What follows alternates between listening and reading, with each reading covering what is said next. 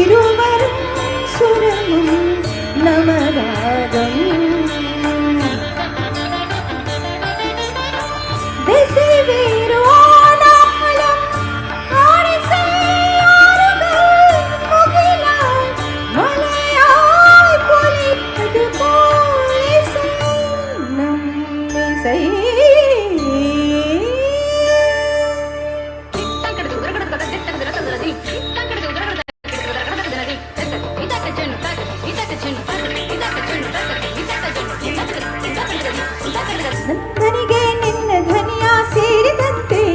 ధ్వనియా స్వరముని స్వరము సంగమమే వరస్వరంగా అవతరించే నిన్నే స్వరమం నింగులుడే స్వరమం ఒత్తు చేరు నమ్మురే స్వరమా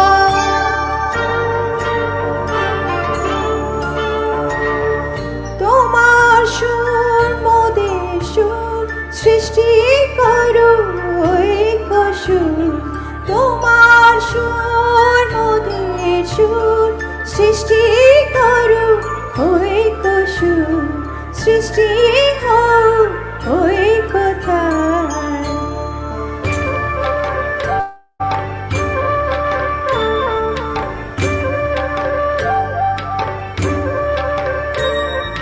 তোমার মোরা স্মরণ মিলন সৃষ্টি করি চলবো যতনা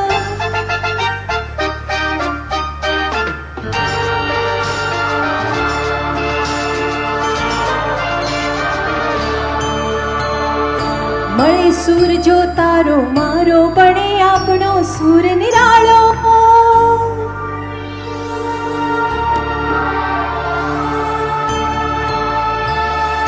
माझ्या तुमच्या जुळता तारा मधुर स्वरांच्या बरसती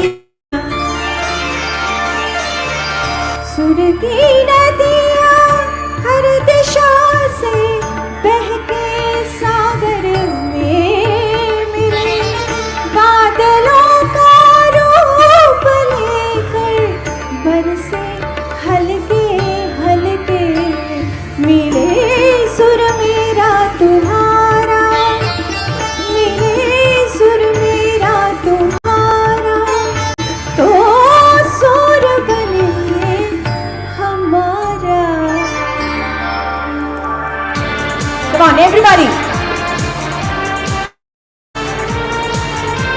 together मिले सुर मेरा तुम्हारा तो सुर बने हमारा everybody मिले सुर मेरा तुम्हारा तो सुर बने हमारा मिले सुर मेरा तुम्हारा तो सुर बने हमारा सुर बने हमारा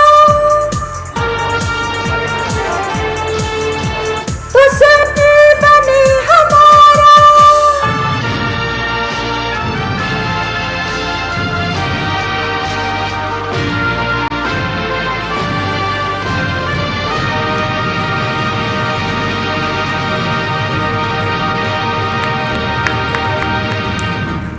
Jai Hind. Thank you. Thank you very much, Gayatri. A huge round of applause, ladies and gentlemen. And without further ado, I take the pleasure to welcome Mr. Stella ji from the Hindu American Foundation for the prelude session. May we all put our hands together to Mr. Stella ji. I also welcome Venerable Keshe Dorji Damalji from the Tibet House Cultural Center, New Delhi. A hearty and a warm welcome.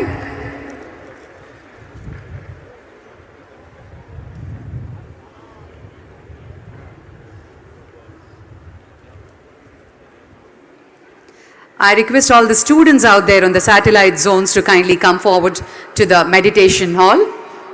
Check. Hey, hey. Test 1, 2. Checking podium. Yeah, this seems fine, bro. It's fine. There's enough of level here. You can push a little bit more monitor if you can. Push a little bit. Hey, May I also welcome Peer Zia Inayat Khanji from the Inayati order. A hearty and a warm welcome, sir.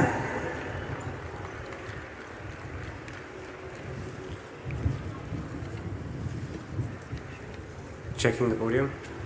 Check, check. Hey, hey. This is good. You can push a little bit more monitor, otherwise it's fine.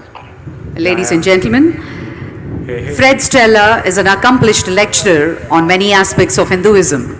He is uniquely qualified to explain the Dharma to those in Abrahamic traditions in a most understandable way. Fred is ordained as a Pracharak outreach minister by his local temple, and he services as a member of the National Leadership Council of the Hindu American Foundation, Washington, D.C. Ladies and gentlemen, addressed by Mr. Fred Stella ji from the Hindu American Foundation.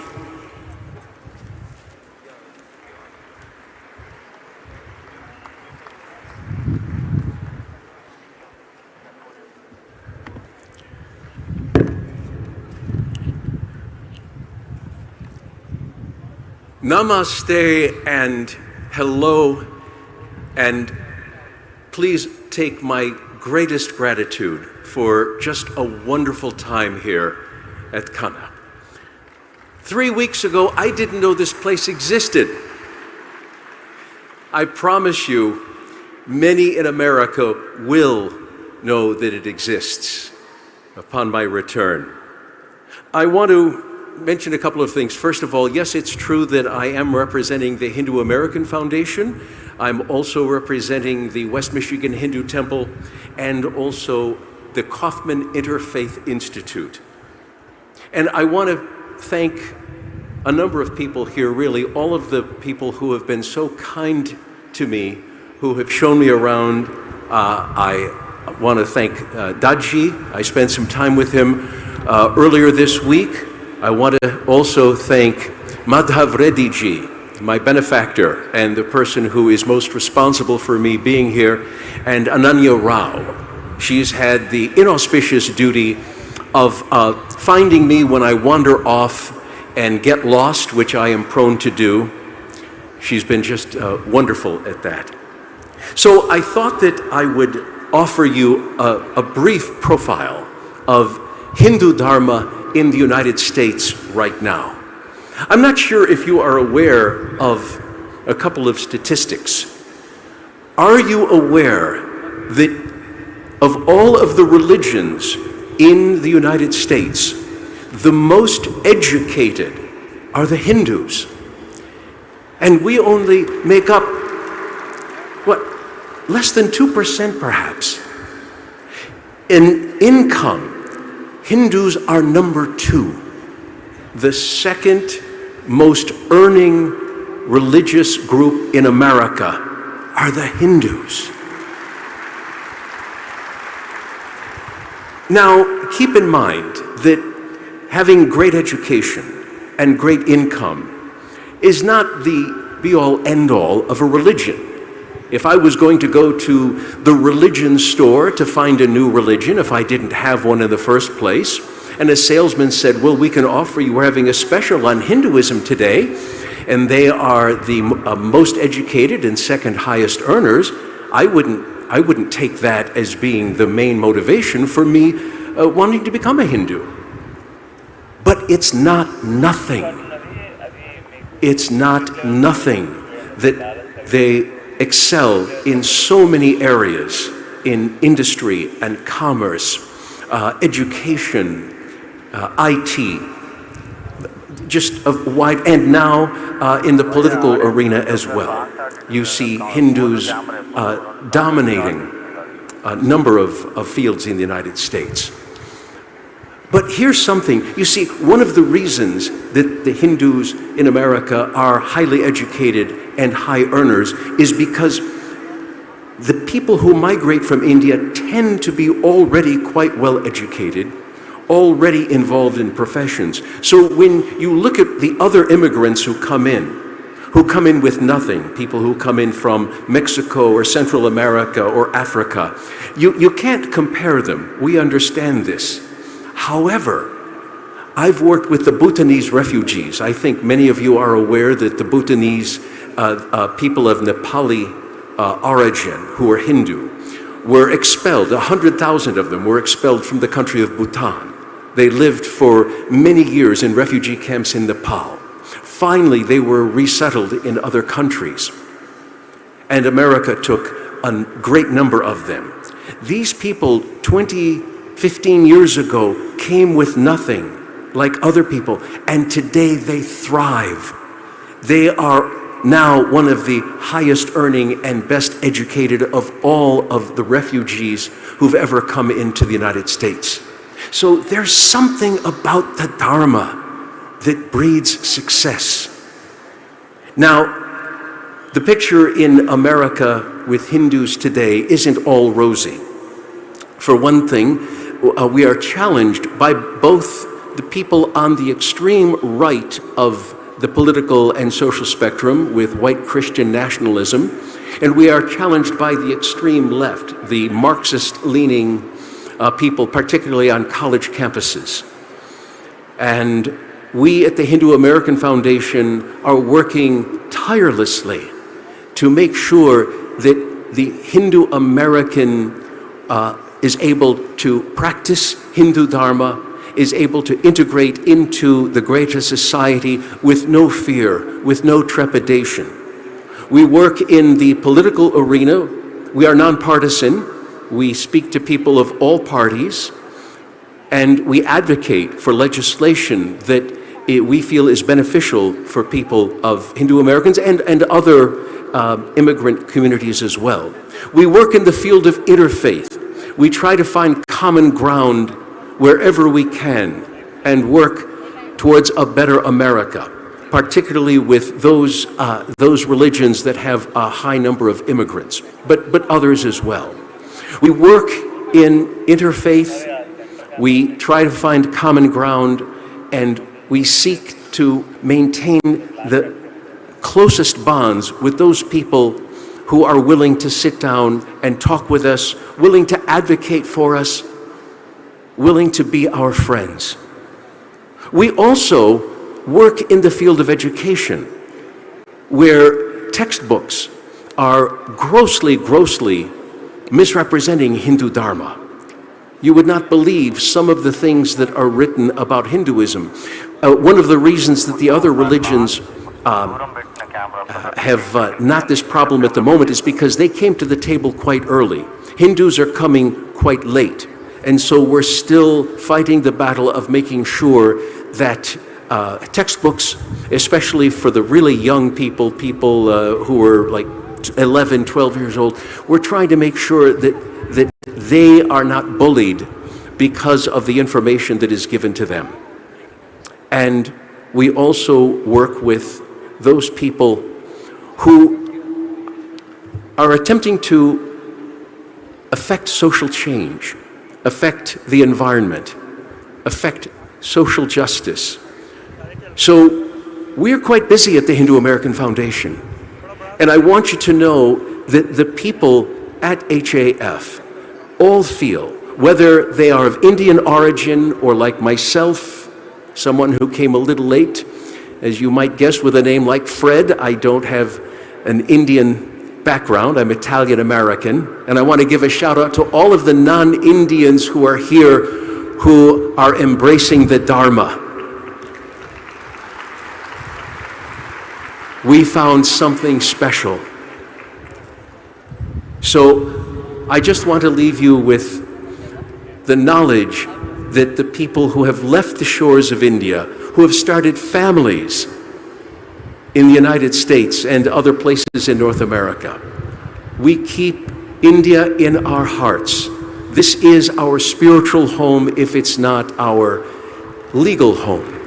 So namaste, God bless.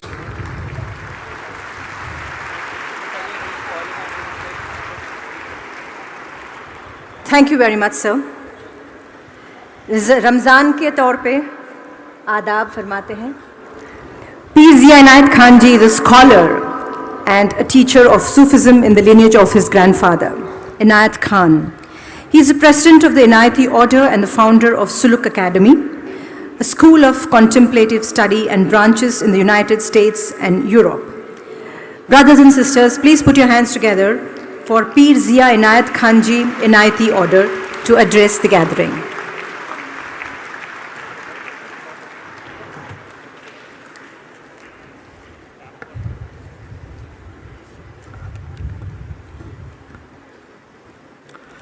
Namaste and Salamu Alaikum. Kanha, Shanti, Vanam. I can hardly imagine a more perfect place for the convening of this global spirituality Mahotsav.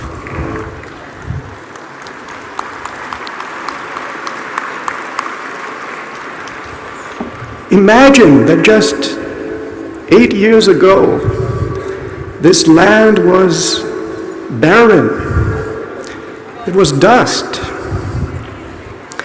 And now we see all of this, the result of the care given to the land by the Venerable Daaji and the Heartfulness community. It's something of a miracle. This stadium is impressive, but to me, much more impressive are the gardens here, all of the trees that have been planted here, all of the endangered plants that have been collected here, the cultivation that is happening here so that this Vanam can truly be a living garden. Daaji has brought endangered species here, and when trees are going to be cut down, he has them dug up and planted here so that they may live on. This can be a paradigm for the whole country and for the whole world.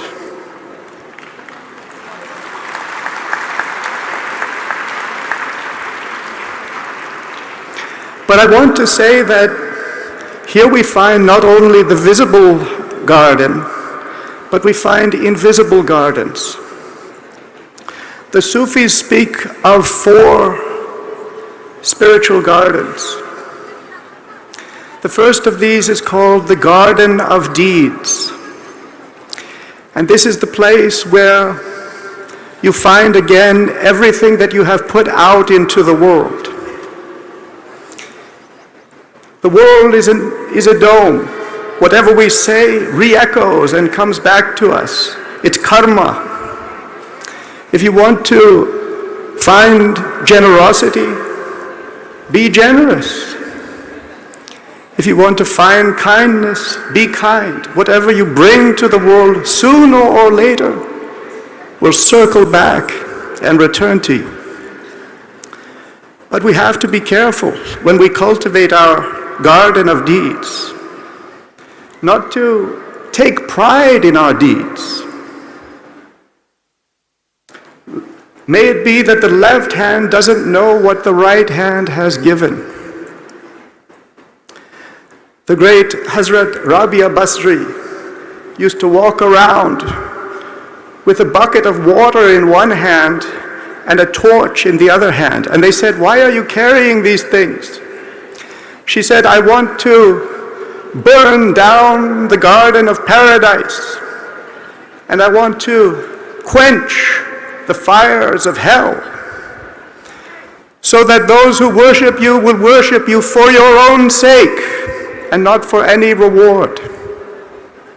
And so we move beyond the garden of deeds, and we come to the garden of the friends of God. This is the garden of the legacy of the holy prophets, the sages, who have brought wisdom to this world. In this garden we seek to follow in their footsteps and to realize that although these great beings may come from many different traditions, they all ultimately bring one message, the message of the divine consciousness that is seeking its fulfillment in our lives and in this world. The great Sufi Khwaja Kharagani said, "The one who spends a day without harming anyone, that person has spent the day with the Prophet." We come close to the prophets when we live a life of service. But we go further and we come then to the garden of the names of God. The divine being is known by many names. Whichever name one chooses, if one gives one's whole heart to it, one will be lifted up by it.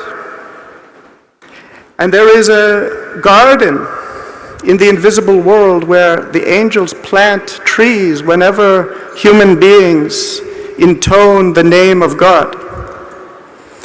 One day someone saw that the angel wasn't watering the tree anymore and wasn't caring for it anymore. And they asked, why is that tree neglected in this garden?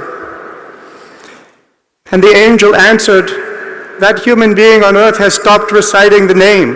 They're not glorifying the name. And until then, it won't be possible to nurture this garden. That is the possibility that exists for all of us, to grow these trees in the garden of the invisible world with fullness of love, dedicating ourselves to the glorification of the one to whom we belong. And then there is a fourth garden. It's the garden of the One. A seeker went to that door, and a voice answered at the door, "Who is there?" And the seeker answered, "I am here, beloved." The voice answered, "Then go away." The seeker went away, and for long years searched and meditated, and finally returned. And once again the voice asked, "Who is there?" And the seeker answered, "You are here." And the seeker entered. And there was no seeker and no sought. There was no lover or beloved. There was only the one forever and ever.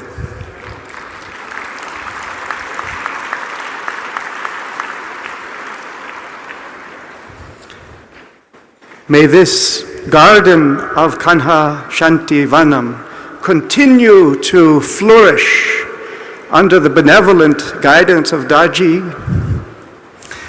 May the gardens of our own lives flourish, the garden of deeds, the garden of the friends of God, the garden of the divine names, the garden of the One.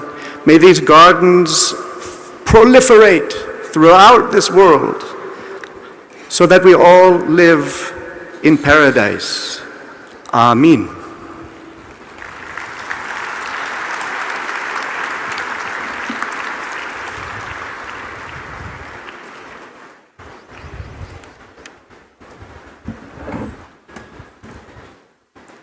Thank you so much, sir. Our next speaker for this evening, Dorji Damdulji, is presently the director at the Tibet House, New Delhi, Cultural Center of His Holiness the Dalai Lama. In 1988, Geshe Dorji Damdul joined the Institute of Buddhist Diabetics, Dharmashala, for formal studies in Buddhist logic, philosophy, and epistemology. Please put your hands together and welcome Geshe Dorji Damdulji from the Tibet House Cultural Center, New Delhi, to render his speech.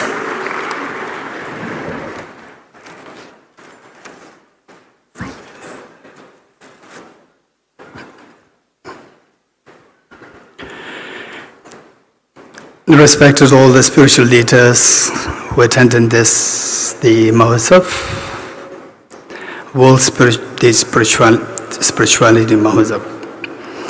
And it's indeed a great joy to inform you that my dear friend Trilojanji, through him I'm connected with Neeraj Kumar and Chandrasekhar, two of them, and Virinder, the family, and eventually be connected for the time being virtually with everybody. I feel such a fondness to Daaji. So this is incredibly great vision of Daaji. So without much ado, I'd like to quickly touch the theme, inner peace to the world peace. This is an incredibly beautiful topic chosen for this program. And before we go any further, when you talk about the world peace, first, inner peace must be there within the individual. And what does it mean by inner peace? And all of us may talk about the world peace, but at home, you must be fighting with your family members. You must be shouting at your mother, unfortunately. So, what should be the inner peace? First of all, in order to export gold, you should have enough gold yourself. To talk about the world peace, we should have peace within yourself. So with this in mind, where do we go wrong? While everybody talk about the world peace, inner peace and so forth, where do we go wrong? This question. So it's primarily because of failing to understand the psychology of the inner peace. So what is the psychology of the inner peace? Basically, just think of a moment in your life where you felt the greatest peace of mind, the most beautiful moment in the mind. Imagine that at this moment of the mind, the most beautiful moment in the mind, if you can just extend it to all the family members, to everyone in your country, in the world. This is world peace. So for that matter, just imagine one moment of a beautiful, most beautiful, momentous event in the mind. So oftentimes people talk about, they say, watching a sunset and so forth, but all of us, one thing which I can universally say is that we've all experienced, minimum 90% of us experienced our love with our mother. The love that we received from mother when you were just age 2, 3, 4, 5, 6. And this is the most beautiful moment. And this love and affection, if you can replicate it towards all the beings, that is known as the universal peace, universal compassion. So how to make it happen? This is the question. We talk about the universal love, universal peace and so forth, but how to make it happen? So we have to know this psychology, how this mind works. A little child, each one of us, day one we are born, we do not have a love for your mom. But within the span of 4, 5, 6 years time, you develop such intense love towards the mother. What makes you to have this love developed within this span of time is because that you see the mother as a source of benefit for you. In other words, you see the dependency on your mother for the benefits.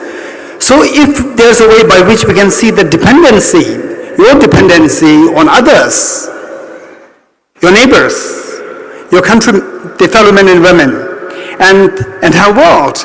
And the nature, that is going to be the key, the secret of your understanding that, okay, I have to take care of the nature, I have to take care of my family members, the world citizens. So this will give a sense of connectedness. This is known as universal peace. So in this connection, what I would like to bring to your attention is that I remember His Holiness the Dalai Lama, whenever he visits within India, abroad India, one question comes from the experts, particularly educationists, social activists. Where are we going wrong? The world peace is going down. Where are we going wrong? And His Holiness, without any second thought, would say that because of the limitation in our modern education system.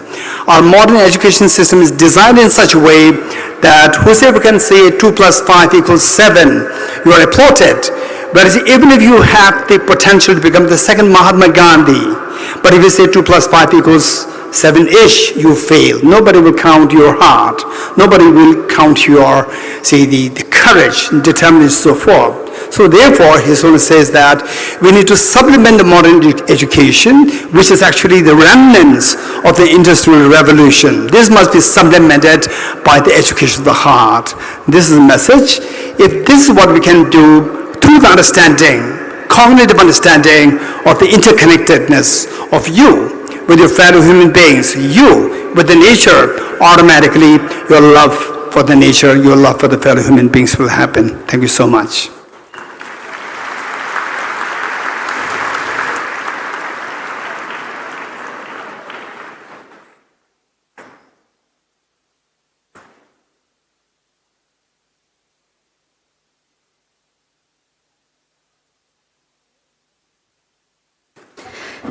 Thank you very much, Tamilji. On that note, I request Priyanka Chandraji from the Ministry of Culture to felicitate our esteemed gurus.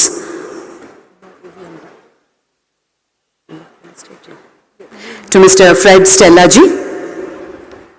A huge round of applause, ladies and gentlemen. Hyderabadlo Global Spiritual MAHOTSAV జరుగుతుంటే ఆ శబ్దం ఎలా ఉండాలి? ఎన్ని గుండెలు కొట్టుకుంటున్నాయి ఆనందంతో. Are you with me?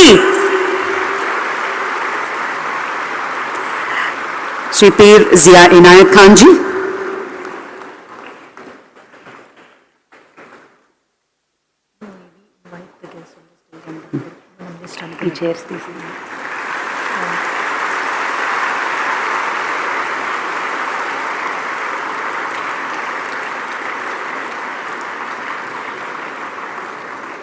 Venerable Geshe Dori Damalji.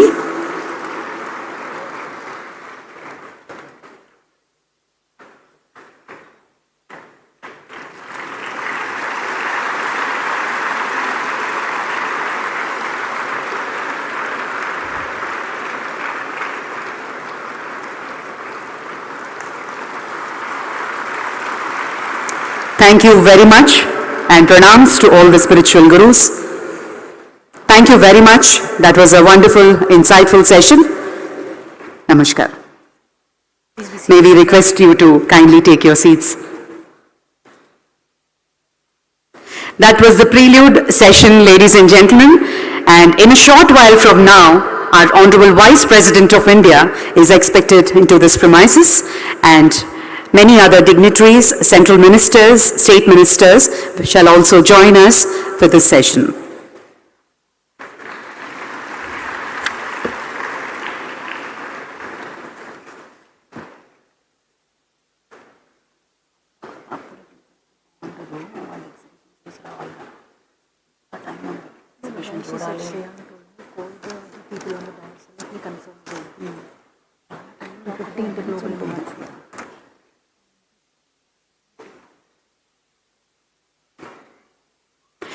I hope all of you had a wonderful time the last couple of days.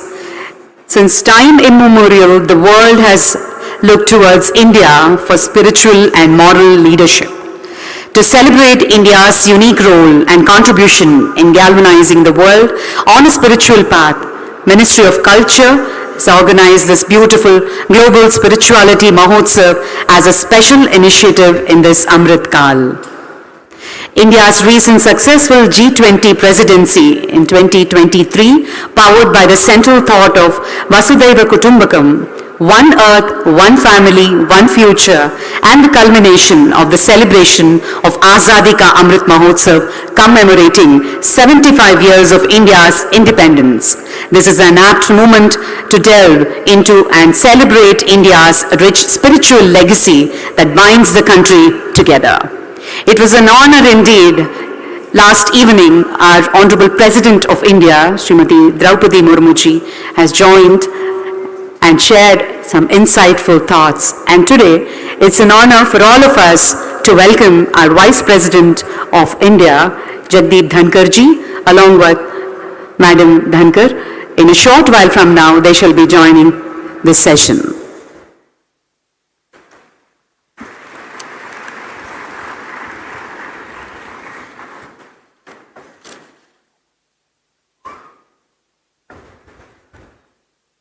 We have created a beautiful signature song, which is the anthem song, which was launched last evening, and maybe I request the team to play in some time.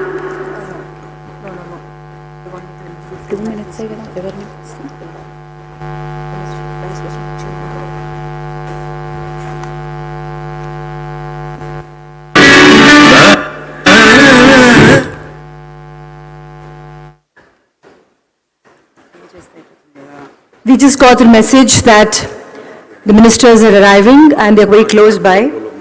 Yeah, the ministers have arrived. Please wait.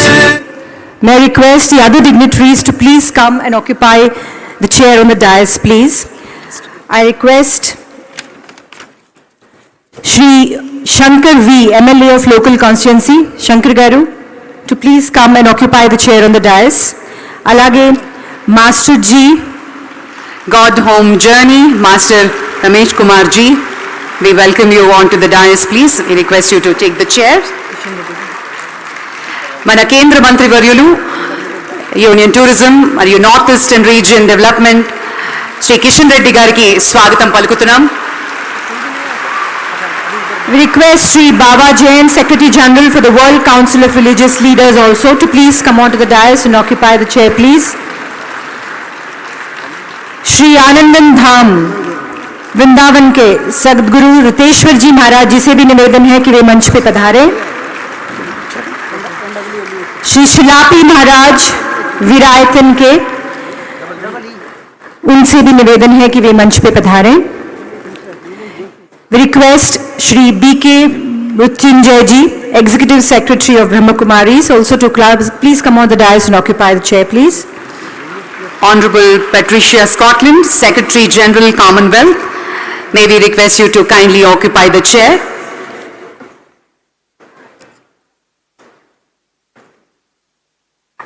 Now please be ready and watch on the screens as our Honorable Chief Guest for the today event would be arriving. Vice President of India, Government of India, Shri Jagdeep Dhankar ji, along with his better half, Srimati Sudesh ji. Felicitation करवा दो जो लगा है जल्दी से 2 दिन में। We also request Heartfulness Institute ke Daaji ji to please come on the dais. Daaji will receive the... Who will do it? अभी नहीं आएंगे तो felicitation कौन करेगा? Daaji मिनिस्टर से करवाओ ना दो उनका नाम बोलो। May we request Kishan Reddy Garu to felicitate the guests on the stage. Honorable Union Minister Shri G. Kishan Reddy,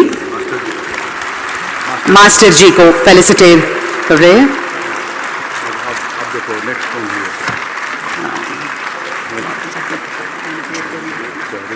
इसको बुलाओ। May I request Curly Tails Kamya Jani to please come backstage and meet Saigal sir. Kamya Jani ji to please come backstage and meet Saigal ji. Anandan धाम है सदगुरु रुतेश्वर जी महाराज का सम्मान हो गया बता दो। जी आनंदन धाम के सम्मान हो गया। सदगुरु जी का सम्मान हो गया है। जोरदार तालियां। श्री बीके मृत्युंजय जी। बीके मृत्युंजय जी का सम्मान हो रहा है। जोरदार तालियां। Patricia. May we request the Honorable Minister to felicitate Patricia Scotland, Secretary General Commonwealth, to be felicitated by Honorable Minister Shri Kishan Reddy Garu.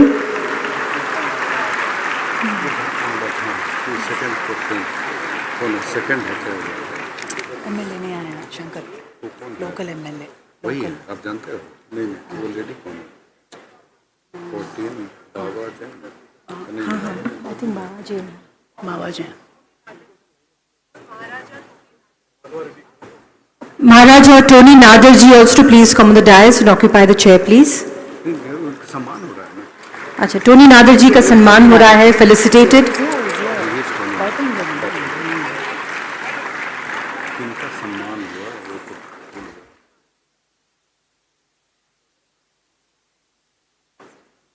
Tony नागर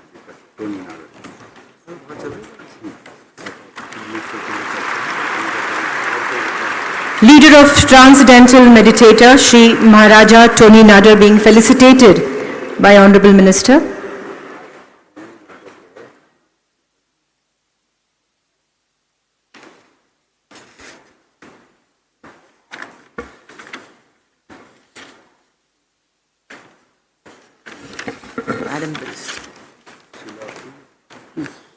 सिलापी महाराज है जिनका हो गया, लेडी सिलापी महाराज है, उसका बाबा सिलापी बाबा Sing 5 minutes time, sing 9 minutes time.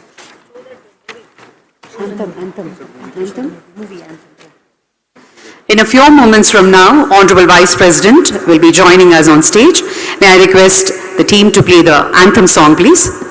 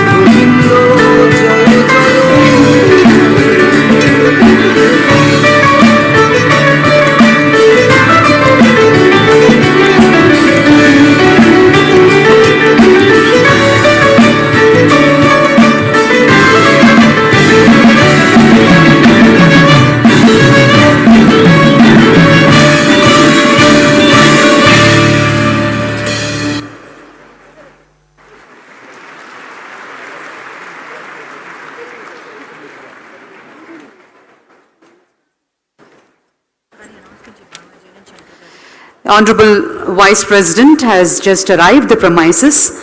In a short while from now, he will proceed towards the tree plantation ceremony, followed by the exhibition, and join us on the dais. Before that, may I request Sri Baba Jain, Secretary General for the World Council of Religion Leaders, to kindly join us on stage, please.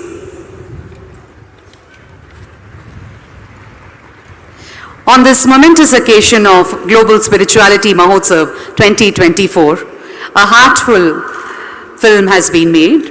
May I request the film to be played now?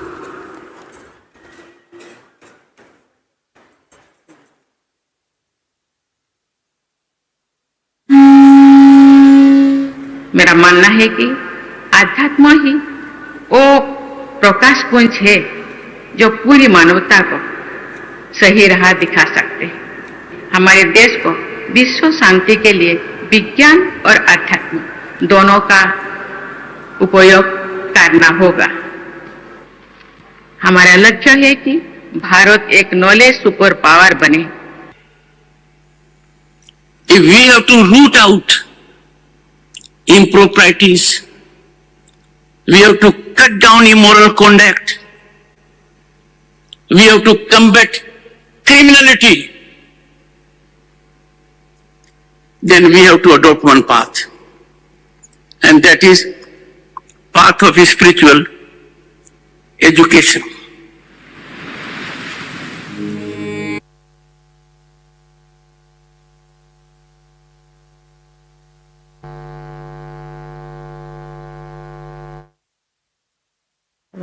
Hello. A hearty welcome to our Honorable Vice President of India. Zordar taaliyon se. You see on the screen that he has just arrived. Shri Jagdish धनकर जी और उनके साथ doctor Sudesh धनकर जी आ चुके हैं. We have also have the governor along with her. Dr. Tamilisai Soundararajan Garu, Honorable Governor of Telangana. Madam has also joined us for this momentous and the glorious occasion happening here at the Heartfulness Center. We have Sri Jupalli Krishna Rao Garu, Honorable Culture Minister of Telangana. Daaji is escorting them with their authority, all everybody members of the Global Guide of Heartfulness. The plantation of the sapling by the Honorable Vice President of India, Shri Jagdish Dhankar ji and Dr. Sudesh Dhankar ji. You will be seeing the children who will be singing alongside the path, which is not audible here, I guess, but the children are singing a song for the plantations there. And this seems to be the Bakul ka ped. Bakul is a tree that's being planted, the tree sapling by Honorable Vice President and his wife, Dr. Sudesh ji. On this remarkable moment of various faiths, various religions, colors, creeds, boundaries, one faith and one love and one universe, with a huge message of love, the tree plantation has been taken place, and this is a true symbol of the Global Spiritual Mahotsav 2024.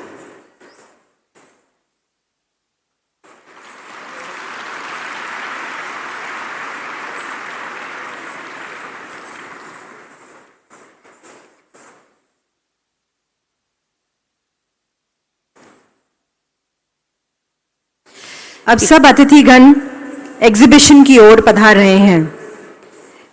ఈ రోజు మన హైదరాబాద్ కాన్హా శాంతి వనంలో global spirituality Mahotsav సందర్భంగా గౌరవనీయులు భారత ఉపరాష్ట్రపతి శ్రీ జగదీప్ ధన్కర్ గారు, సతీమణి సుదేశ్ ధన్కర్ గారు ఈ కార్యక్రమానికి విచ్చేశారు. వారితో పాటు కేంద్ర మంత్రివర్యులు శ్రీ కిషన్ రెడ్డి గారు, అలాగే రాష్ట్ర సాంస్కృతిక శాఖ మంత్రి శ్రీ జూపల్లి కృష్ణారావు గారు, అలాగే global guide of heartfulness Shri Daaji garu అందరి సమక్షంలో ఒక మొక్కని నాటుతున్నారు. ఇది ఆధ్యాత్మికత వైపు వెళ్ళడానికి, అందరూ ప్రేమ అభిమానంతో ప్రపంచంలో ముందుకు తీసుకువెళ్ళడానికి ఒక ప్రతీకగా మొక్కని నాటడం మనం విజువల్స్ లో చూస్తున్నాము.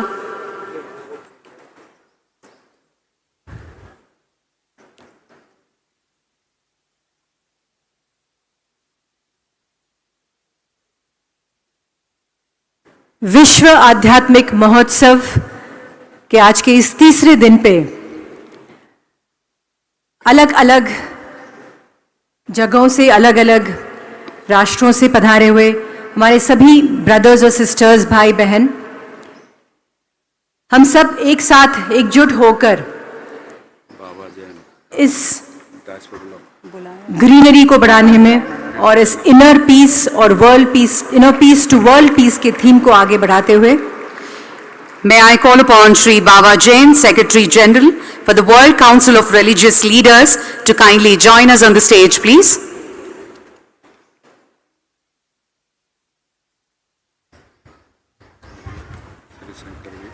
Sri Shankar Garu, V. Shankar Garu, MLA of local constituency.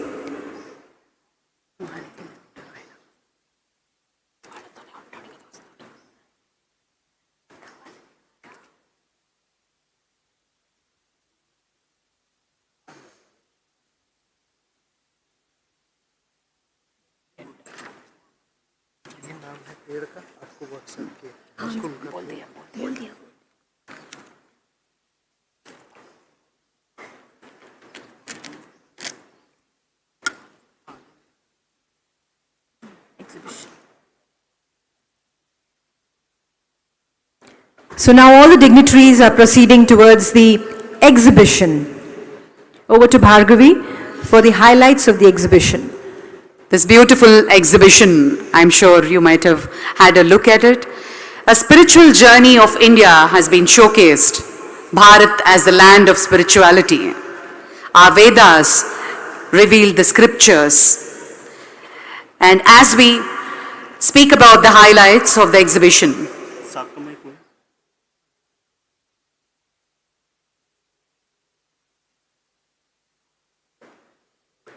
we see our Honorable Vice President along with the dignitaries moving forward in the buggy to the exhibition area.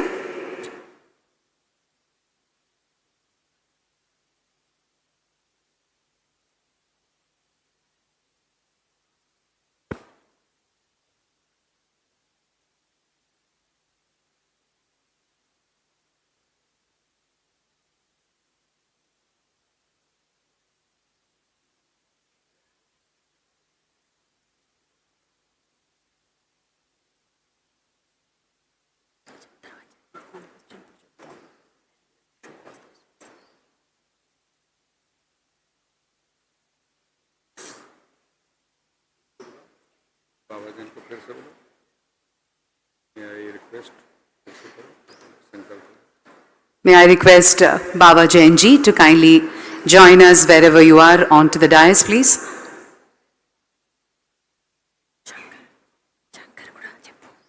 Shankar Garu, local MLA, వారిని కూడా వేదిక మీదకి రావాల్సిందిగా మనవి చేస్తున్నాము.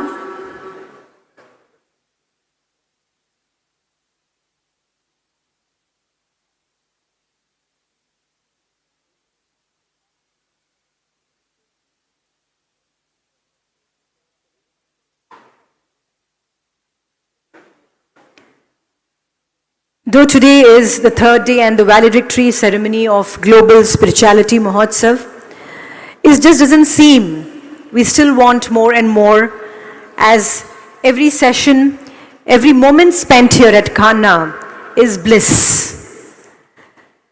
Let's all celebrate this moment and take home great memories from here. We all are one in the level of peace, and the inner peace within us has been spread to the world peace. Let's all come together for the grand finale tomorrow, the 17th March. So there you go, our Honorable Vice President, along with Srimati Sudeshji and also Srimati Umanandarji from the Joint Secretary, Minister of Culture, moving ahead in the exhibition area on spiritual history of India.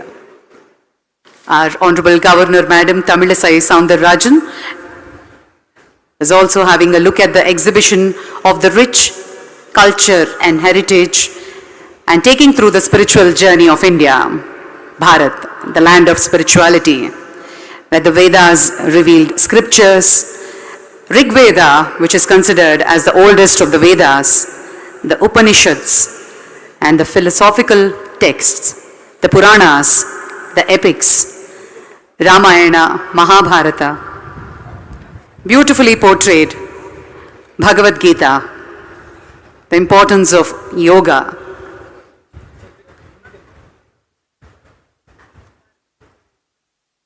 People across the world Sri Kishan Reddy Gariki, alage Shankar Gariki marosari swagatam. Let's all put our hands together for our Honorable Union Minister, Sri G. Kishan Reddy Garu, and Shankar Garu has just joined us. This beautiful exhibition talks about the narratives of peace. In 1893, Chicago's address of Swami Vivekananda's epic Again request Babajan, अगर तो dash हटाएंगे Babajan.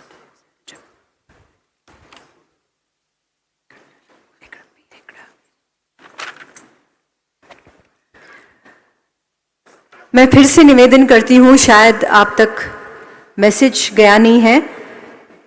Shri बाबा जैन जी, आप जहाँ कहीं हो please मंच पे पधारें। Secretary general for the world council of religious leaders.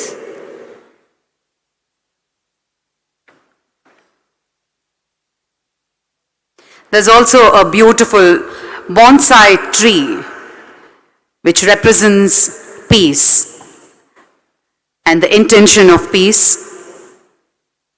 across the world, as our theme aptly said on the very first day, inner peace to global peace.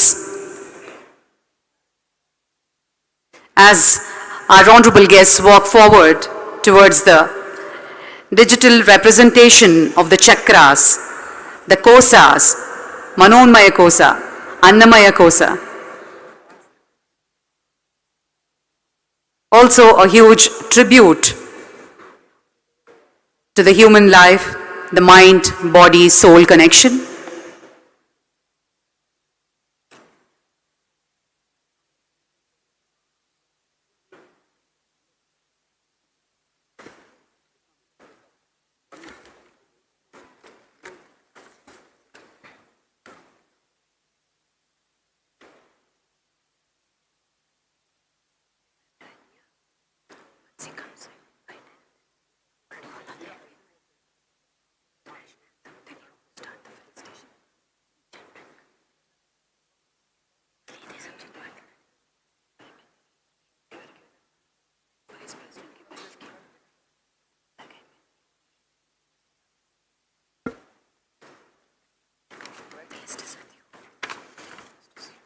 As our honorable guests finish the visit to the exhibition and they walk forward towards the dais.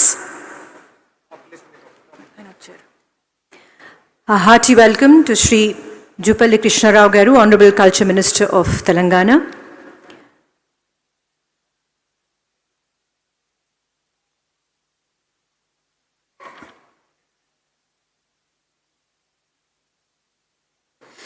మన సాంస్కృతిక శాఖ మంత్రి గౌరవనీయులు శ్రీ జూపల్లి కృష్ణారావు గారికి ఒకసారి గట్టిగా చప్పట్లు.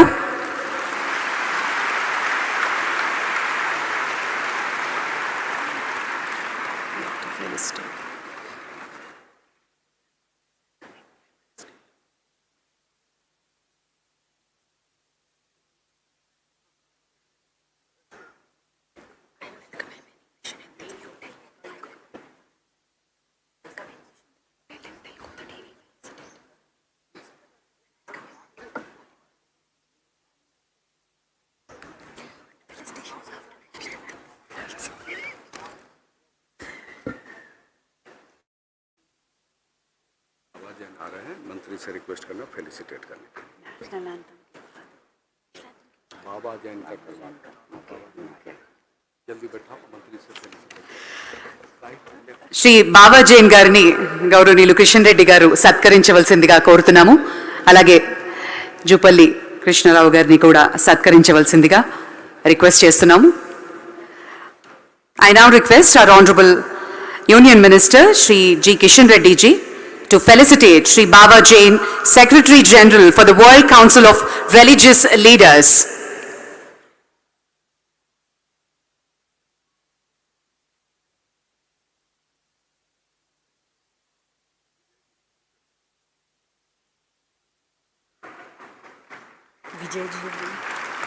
विजय जी का भी करवाया उनका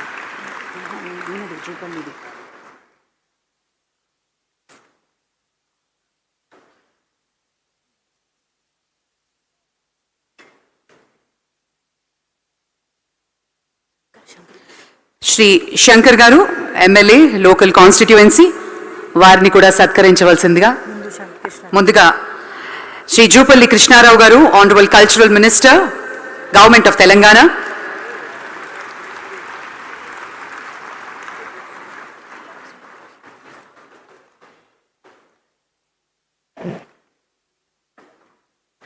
అలాగే local constituency MLA Shri Shankar గారికి కూడా కిషన్ రెడ్డి గారు సత్కరిస్తున్నారు.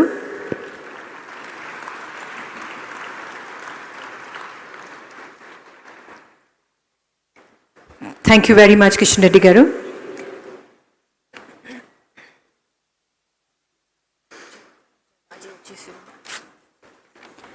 जोरदार तालियों से let's all welcome the honourable vice president of India Shri Jagdeep Dhankhar ji along with his spouse Dr. Srimati Sudesh Dhankar ji of the Honorable Vice President, Dr. Tamilisai Soundararajan, Honorable Governor of Telangana, along with the Heartfulness Institute, Kamlesh D. Patel, Global Guide of Heartfulness, Daaji ji on the stage please.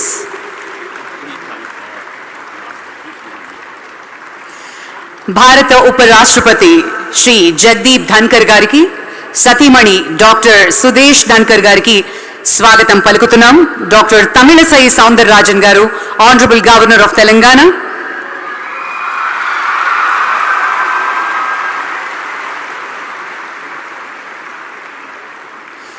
Shri Kamlesh D Patil garu, ప్రేమగా అందరూ దాజీ, వారికి కూడా స్వాగతం పలుకుతున్నాం.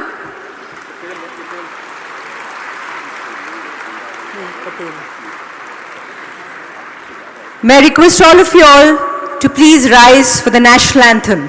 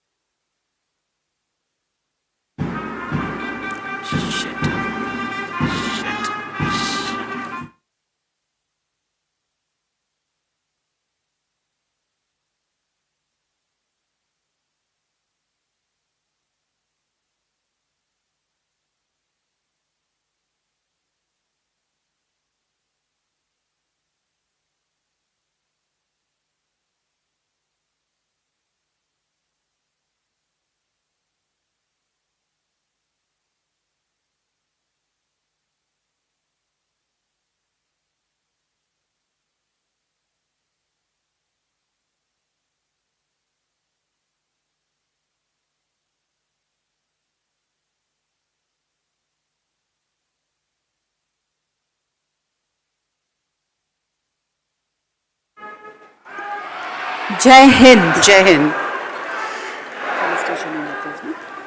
I now request Honorable Union Minister Kishan Reddy Garu to felicitate Honorable Vice President of India Shri Jagdeep Dhankar ji.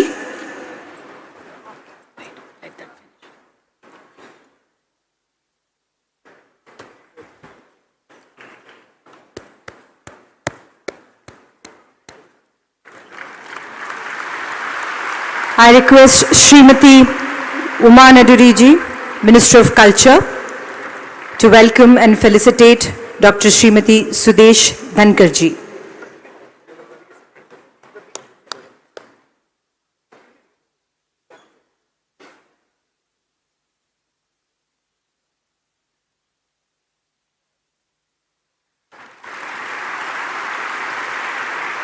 Daaji ji along with Uma Garu.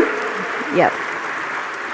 Felicitating Madam Sudeshi with a shawl and a painting. On this momentous occasion of Global Spiritual MAHOTSAV, which is being hosted by the Heartfulness Institute at Kanha Shanti Vanam, which is home to the world's largest meditation hall, and the program is being organized with strategic inputs and guidance of a core committee that includes various stakeholders across the spiritual communities. Global Spirituality MAHOTSAV is not only an event, it's a moment towards finding our inner core, that is harmony and balance with the outside world.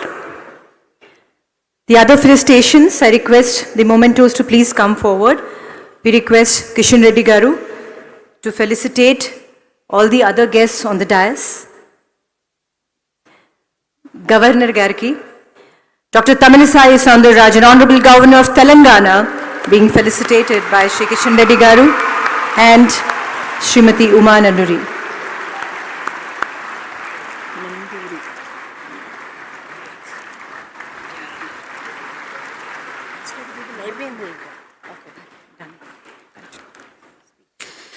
Thank you very much, madam.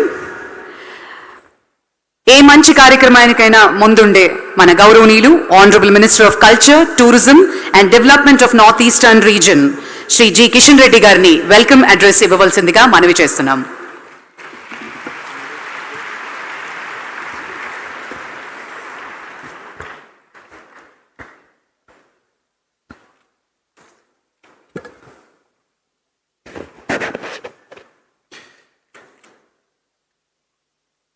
Honorable Vice President of Bharat, Sri Jagdish Dhankarji,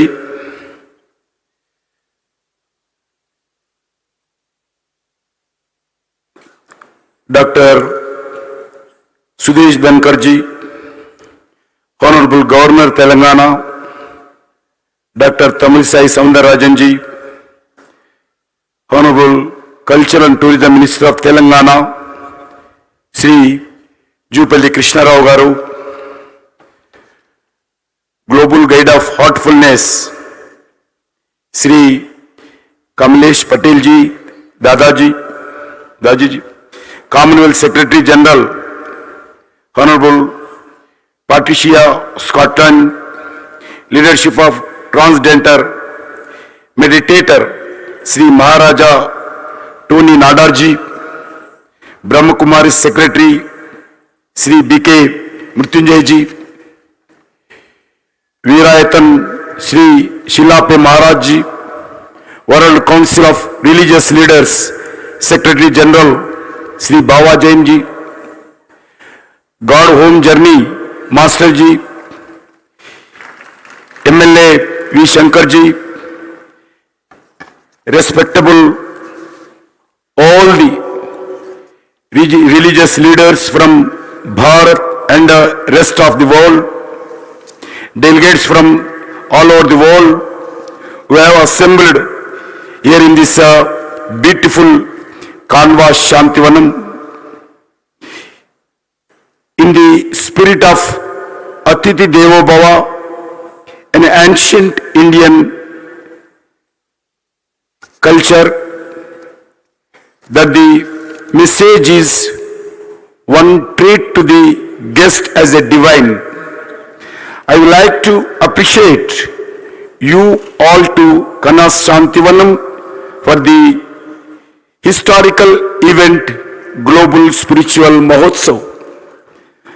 All of us have gathered here at the Grand Global Spiritual MAHOTSAV to celebrate the rich Indian spiritual and cultural heritage and value system. People from different parts of the world, including France, Iceland, South Africa, Switzerland, United Kingdom, and many more other countries are present today with us. It is my honor and privilege to welcome this gathering to minds, spirits, and hearts from every corner of the globe. The theme of the Global Spiritual MAHOTSAV, Inner Peace to World Peace, focuses on many levels of inner conflicts and human being facing today.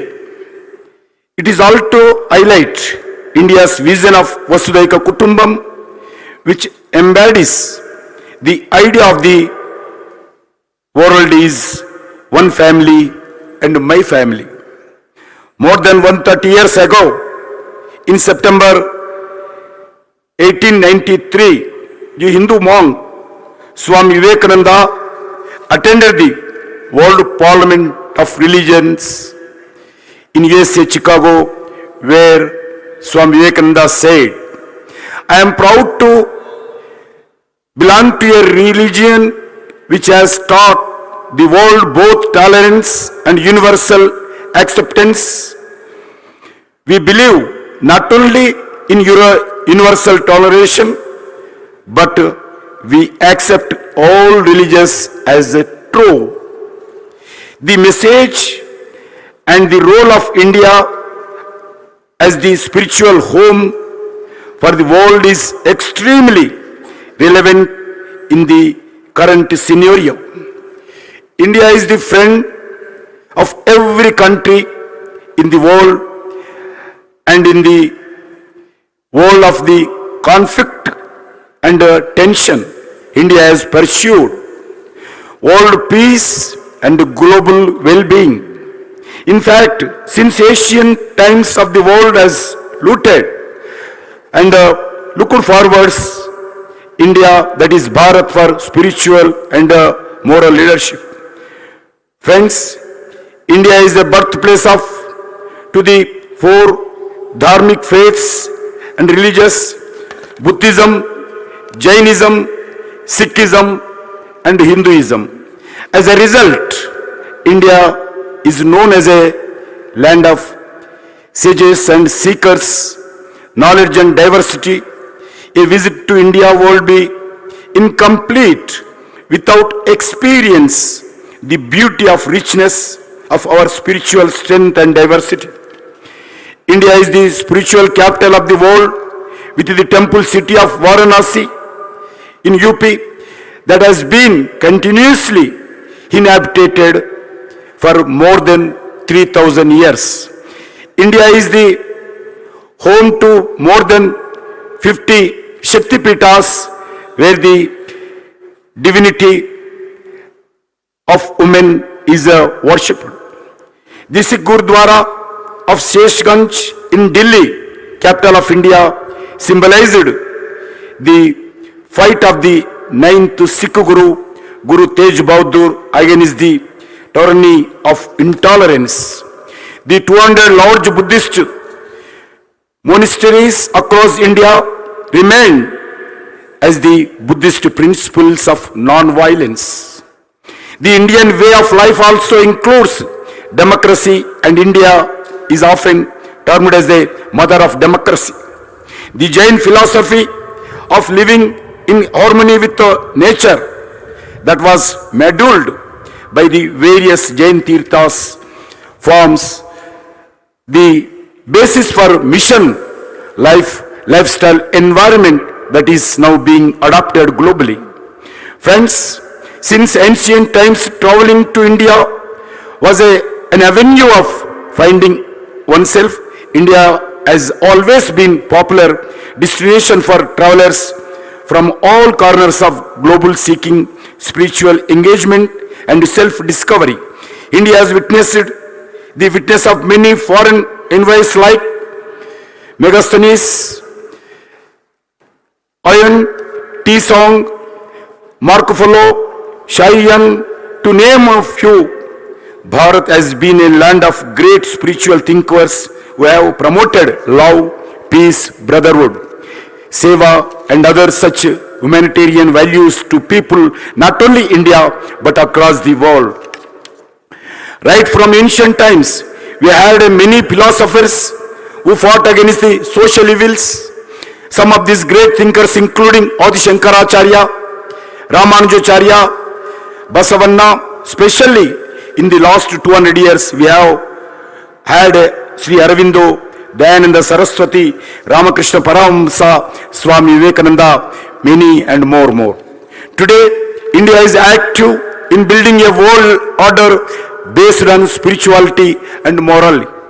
The entire world is looking towards India for physical and mental well-being through yoga and meditation.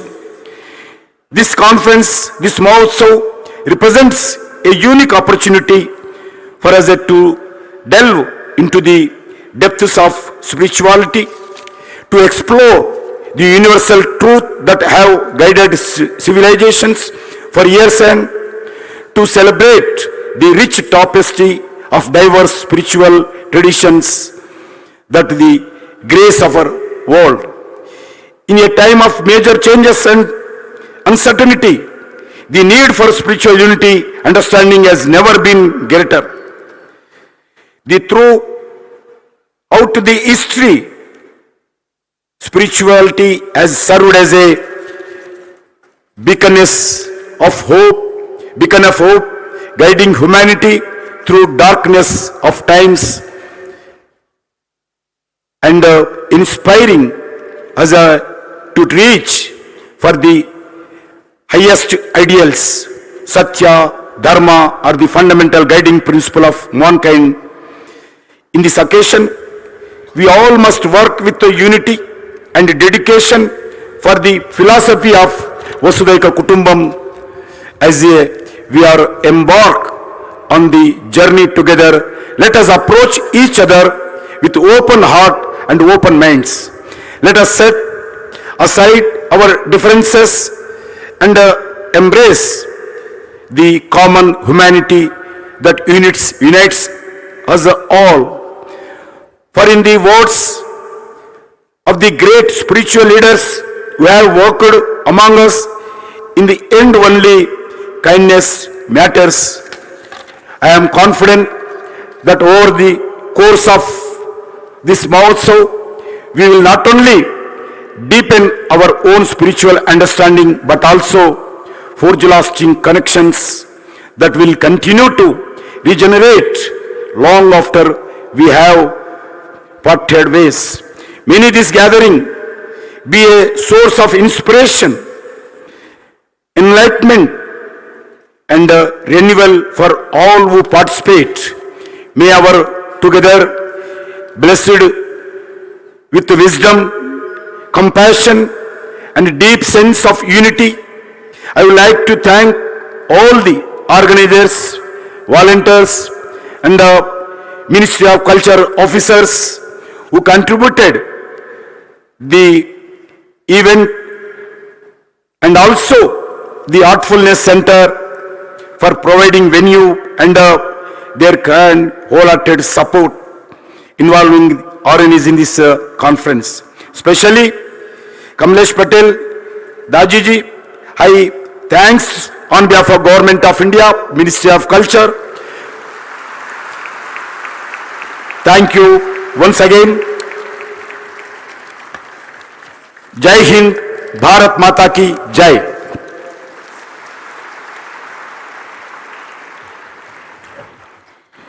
Thank you so much, Kishan Reddy Garu.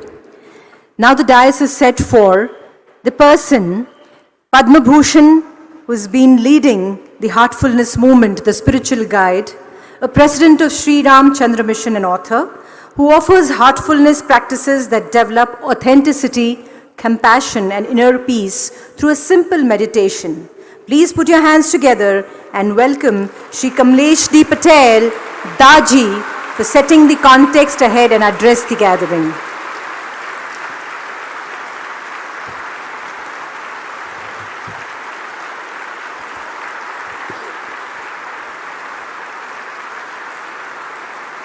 Pranams, pranams. My heartfelt salutations to our Honorable Vice President Sri Thankyu, Madam Sudeshna ji, Minister of Culture Sri Kishan Reddy ji, State Minister of Culture Sri Krishna Rao Garu, Honorable Governor of Telangana, and many gurus who are present here on dais, and spiritual leaders, religious leaders, philosophical band of minds, lovers of God, to you all my heartfelt pranams.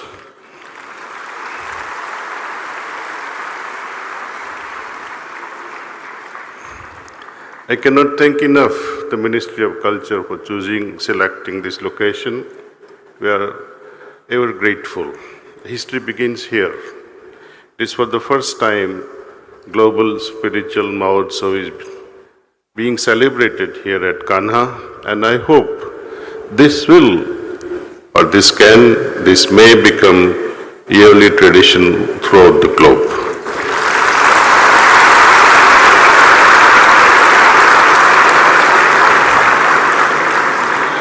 This morning, I left abruptly, along with Imam, who was present here, wishing him goodbye. Very lovingly he hugged me and said,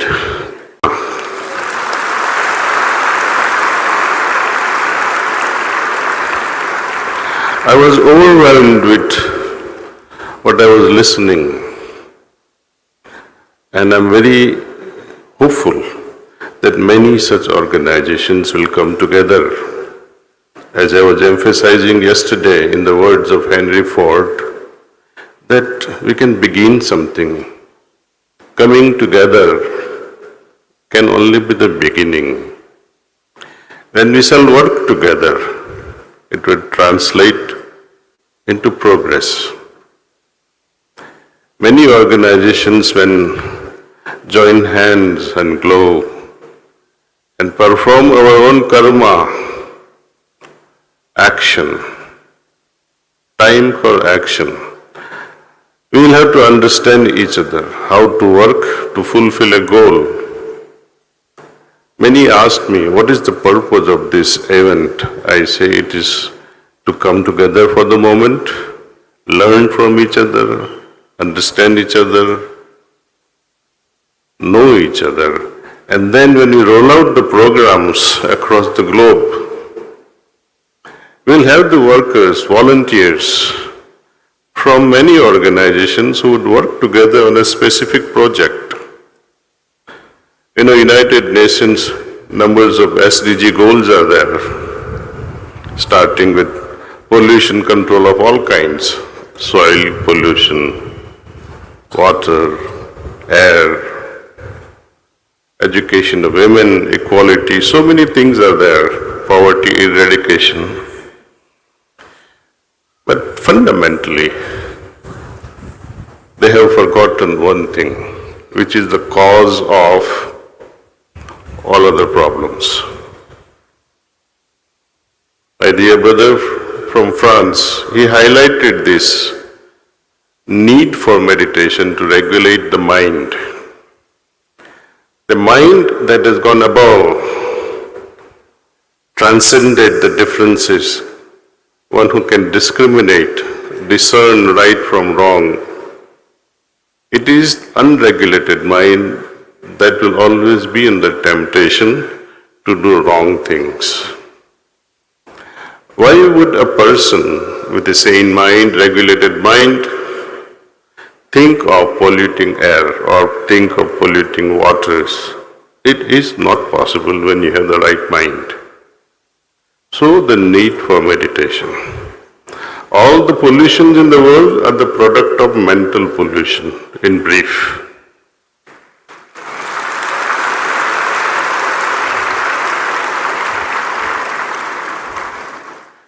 The traditions of India, if you see properly,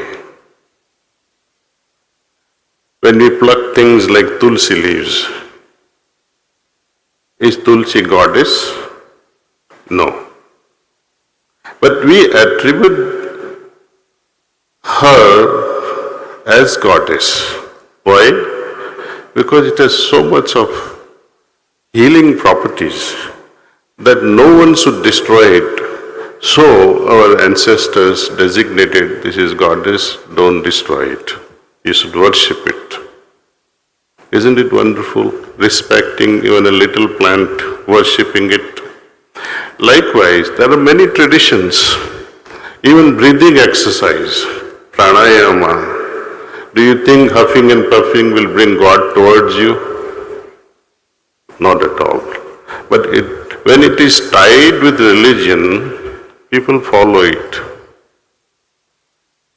But it's mainly for looking after your koshas. We have sattvic diet prescribed. Why? Because through sattvic diet, we are able to nourish our annamaya kosha, our physical body. Through mental exercise, through mental gym, interacting with our elders, learning from colleges, universities, schools, and now through Google Mata, we enrich our mind.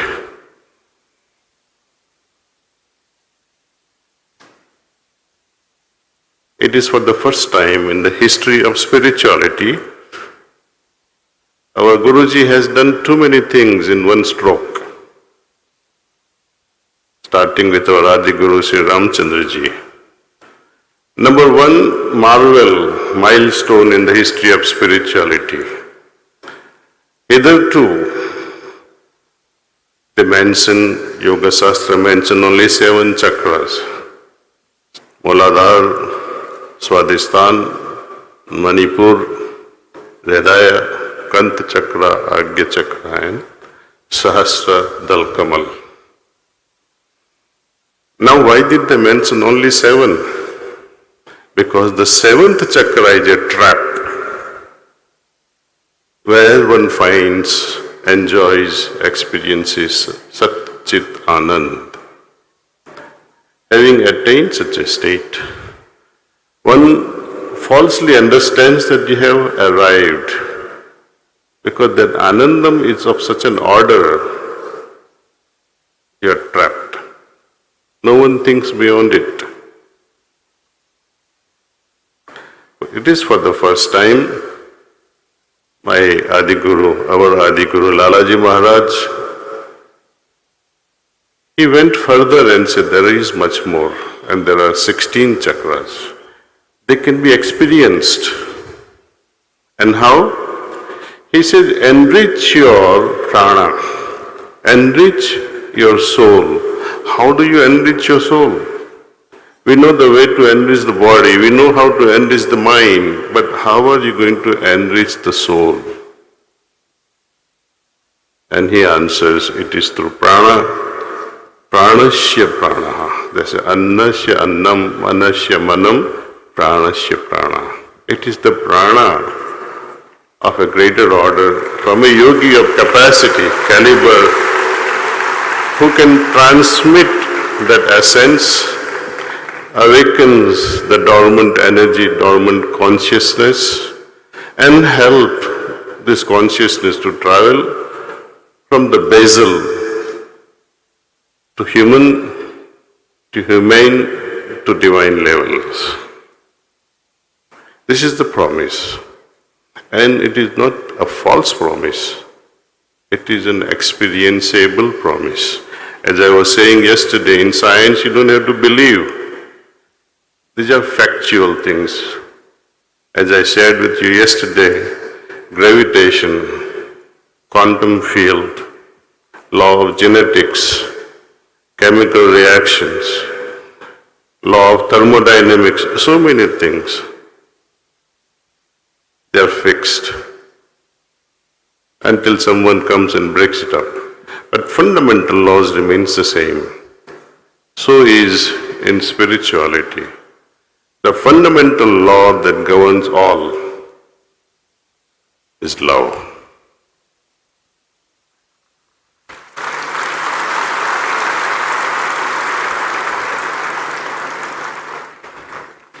When we talk of Ekam Brahmam Dvitiya Na Asti, there is only one Brahman, there is no second. And when we read Quran Sharif, La ilaha illallah, only one God, there is nothing else. Christian tradition is only one Father, one Son, it's only one. When Christianity says, no one shall pass except through me to my Father and reach my Father. When Lord Krishna says, surrender to me, I will deliver you there. Buddham saranam gacchami. When we listen to such statements that only through me, surrender to me, Buddham Saranam Gacchami. These are all superficially quite abhorrent statement when we don't understand them.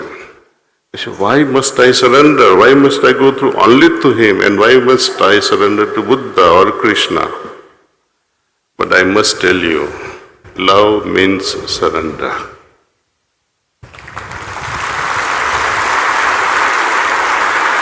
Surrender not in the form of defeat, but surrender because I have won over myself. My ego is now sublimated. I exist no more. Thou art the only one, my dear God. When we realize this, as a follower of any religion, if you are a Hindu, be the best Hindu you can be. If you are a Christian, be the best Christian. If you are a Muslim, be the best Muslim, and so on and so forth. Will there be wars if you follow your own dharma perfectly well? There won't be. There cannot be. Religions are all these faithful systems. As Mr. Jain from United Nations was sharing me his views, he quoted Kofi Annan. Annan says, there is nothing wrong with the faith. It's the only faithful ones are at the crossroads. Faithful ones, I believe in such and such a faith, I believe in such and such a faith, and I am superior to you. This is the problem. In fact, my Guruji Maharaj used to say, there is nothing wrong thinking yourself to be great. Go ahead. Think yourself that you are a great man. But always think the other person is greater.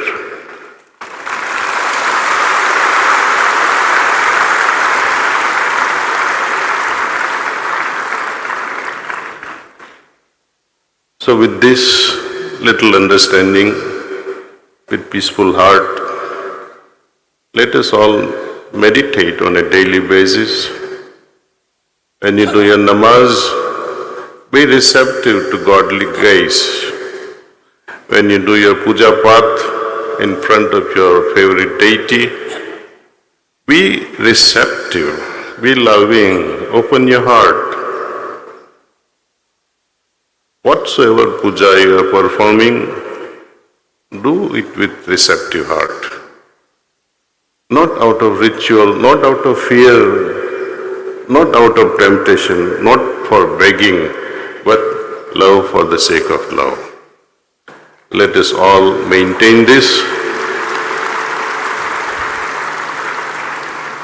You will change. Once I change, the world will change. And we will contribute much more this way. Thank you, and thank you.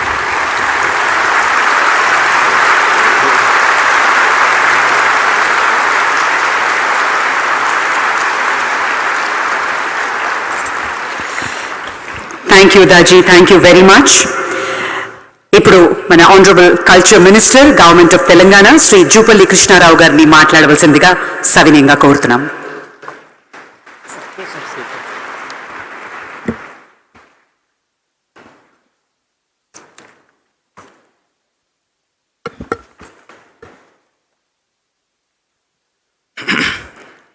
Namaskaram.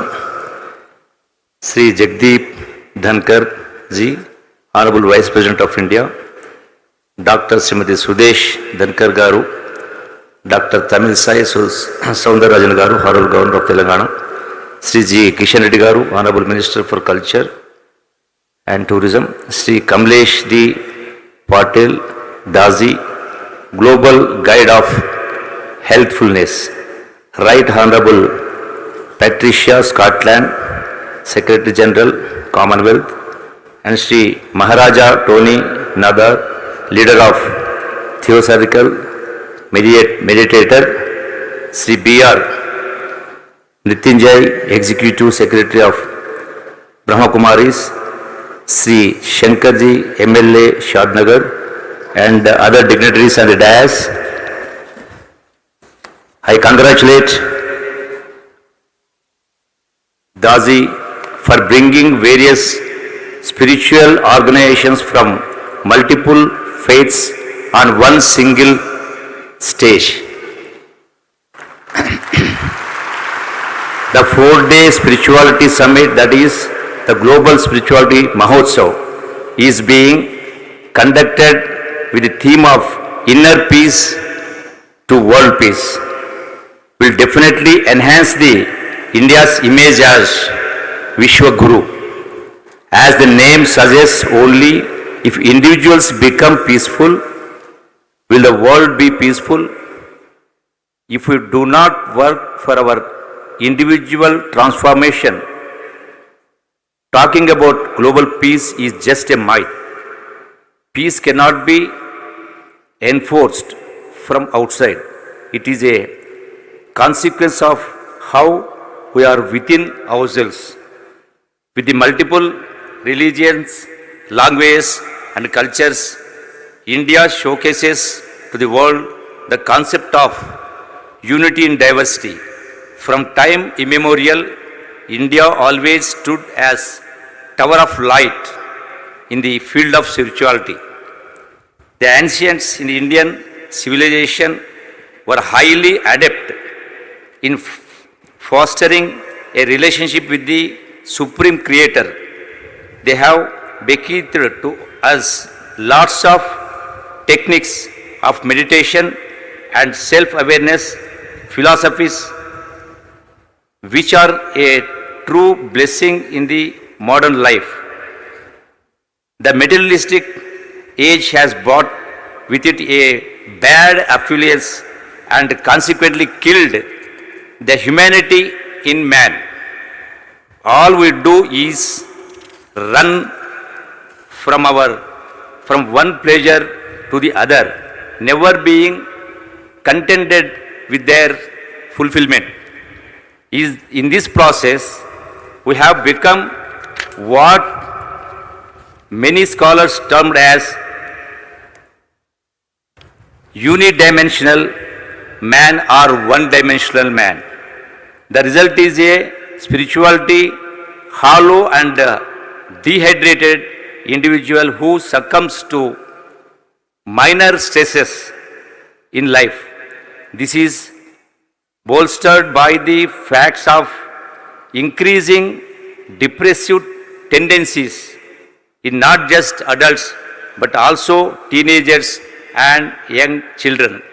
Amidst this scenario, there is a dire need for two aspects. One, a highly knowledgeable and compassionate guru disseminating supreme knowledge, like all the elders who are sitting here.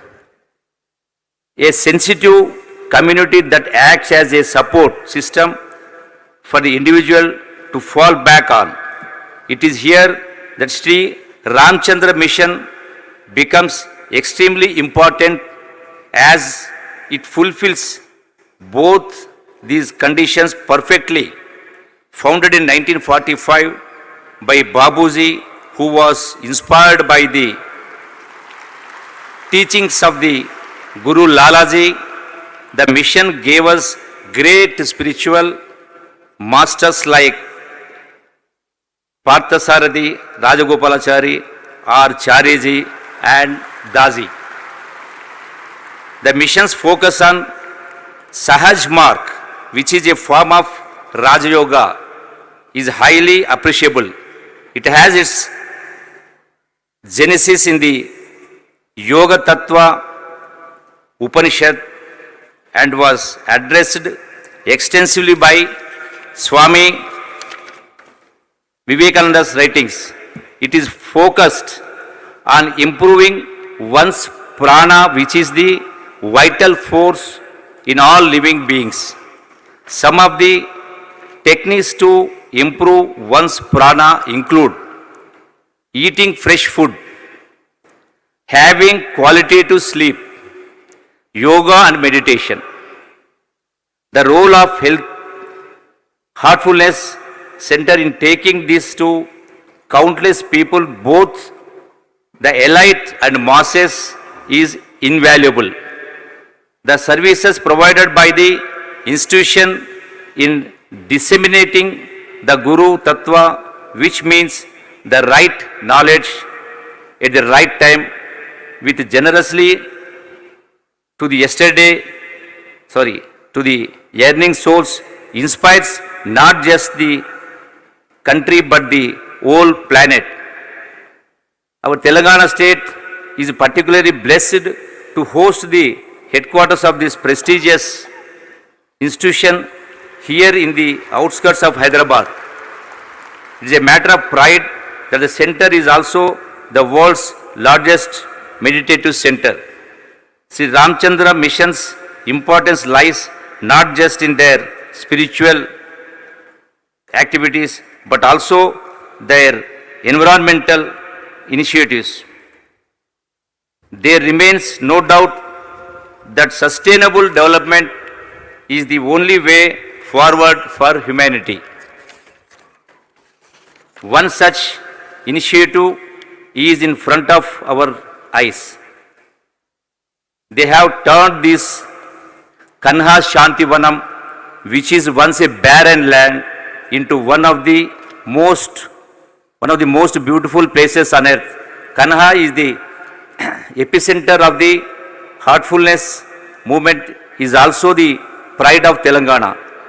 We are very thankful to Daaji for choosing Kanha as their headquarters. Kanha Shantivanam's environmental initiatives are a beacon of hope in moving in the right direction.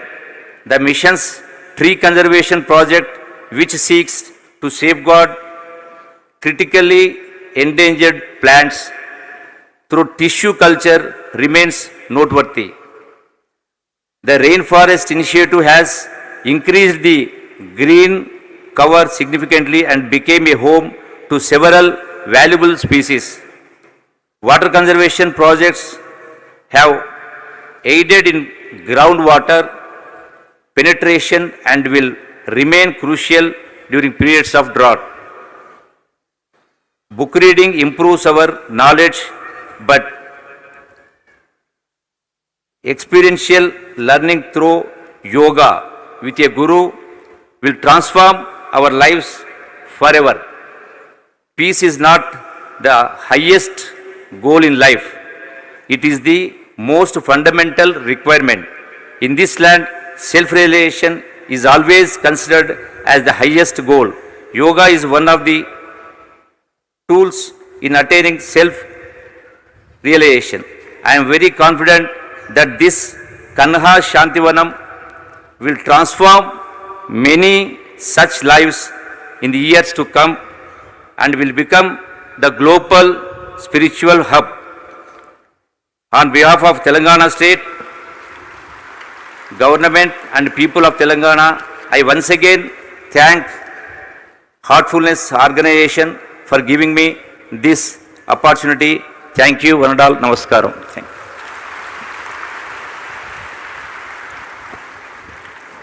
Thank you, sir. May I now request Honorable Governor of Telangana, Dr. Tamilisai Soundararajan to render her address. Vanga Vanakkam Varevirvakom.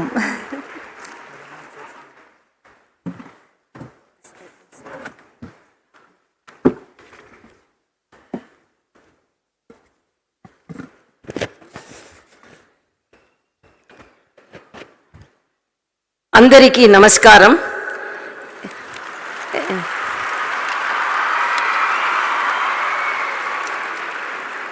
మీ అందరూ సంతోషంగా ఆనందంగా ఆరోగ్యంగా ఉండాలని నేను ప్రార్థిస్తున్నాను.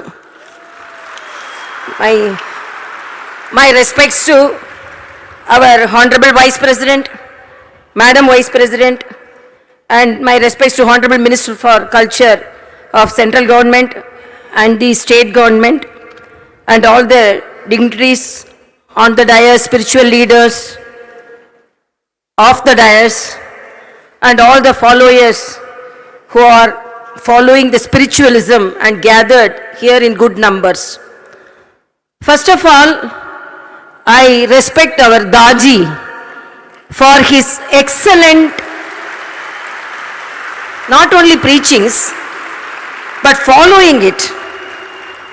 As a chief guest, I have gone to so many programs, and in each and every program we have planted trees. I always wonder how Daajis have so many followers, how they are coming without any expectation.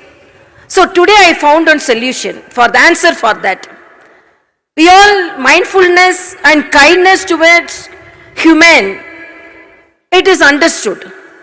But when our Honorable Vice President was asked to plant a tree, I saw a menu of manures, almost 5 to 6. Nowhere I have seen. Usually they will put some sand, some manure and water. So he is so kind to even the trees. He had a menu of fertilizer, activated, treated charcoal, treated fertilizer, and almost like our dining table, like we have pongal, vada, dosa. So he is so kind to even the trees. Nowhere I have seen. So when he is so kind to the trees, how we will kind to the human beings like us? So that is the secret of his guidance, and you all following him. And as it is said, we have to have the courage to construct such a big meditation hall. Even for political parties, if you draw a crowd, we have to give something or you have to do something. But without any expectation, you have come here. So that is the spiritualism he has taught to you all. And when we see all the leaders here, I always think, because his preachings, his quotes, meditation, when there was a pandemic, 2 of them went to a doctor, one from other country, one from my country. Then the doctor asked, how you got cured from corona? The other person from different country told, I was cured because of medicines. The other person from my country told, it is because of meditation. It is not mere words. The person who is mentioning is not a non-medical person. A medical doctor is telling, meditation improves our immunity, meditation improves our immunology, meditation alters our DNA so that we are hale and healthy by body and mind. So that is the meditation, which is the art of our country. When we inspected the exhibition, the initial phase of Vedas, Sikhism, Buddhism, and the new phase started with Vivekanandaji.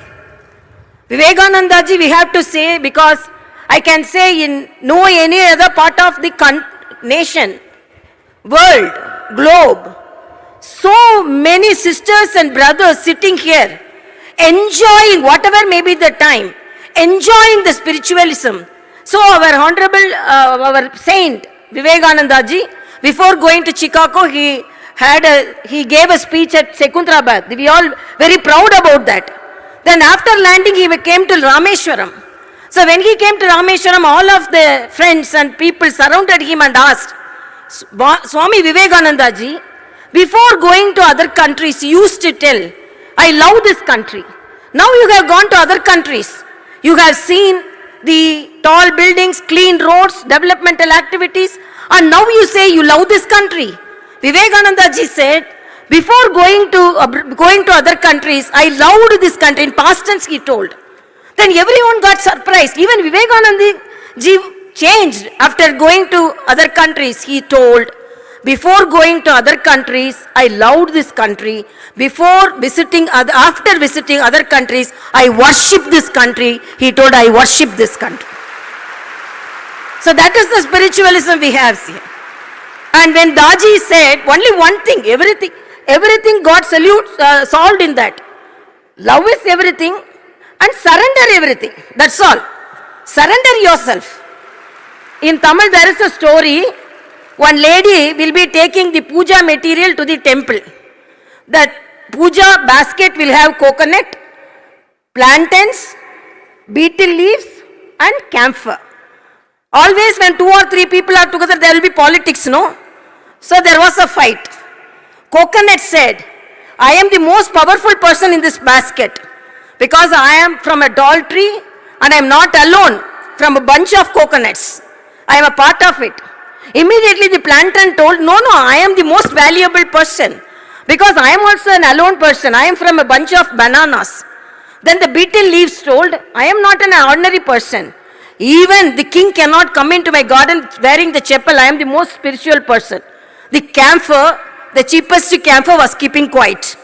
So when she gave that basket to the god, to the priest, he broke the coconut half and kept one half near the god and other half in the basket.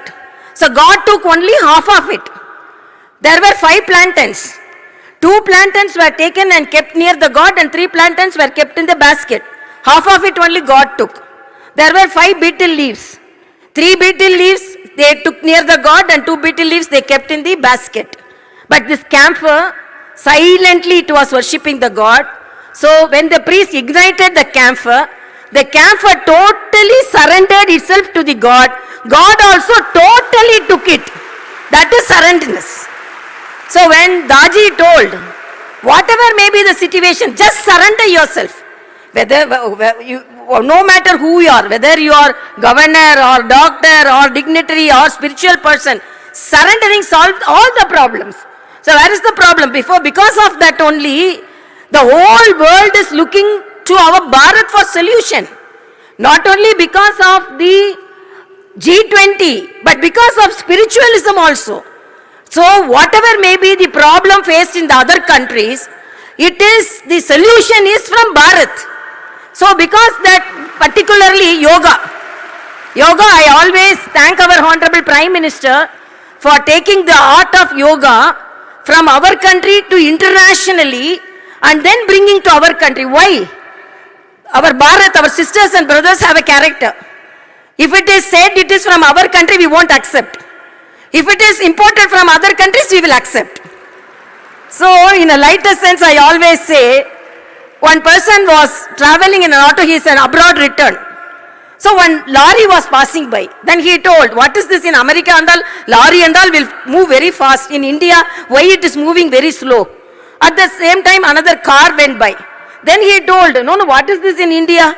Car and all moving very slowly. If it is America, it will move fast.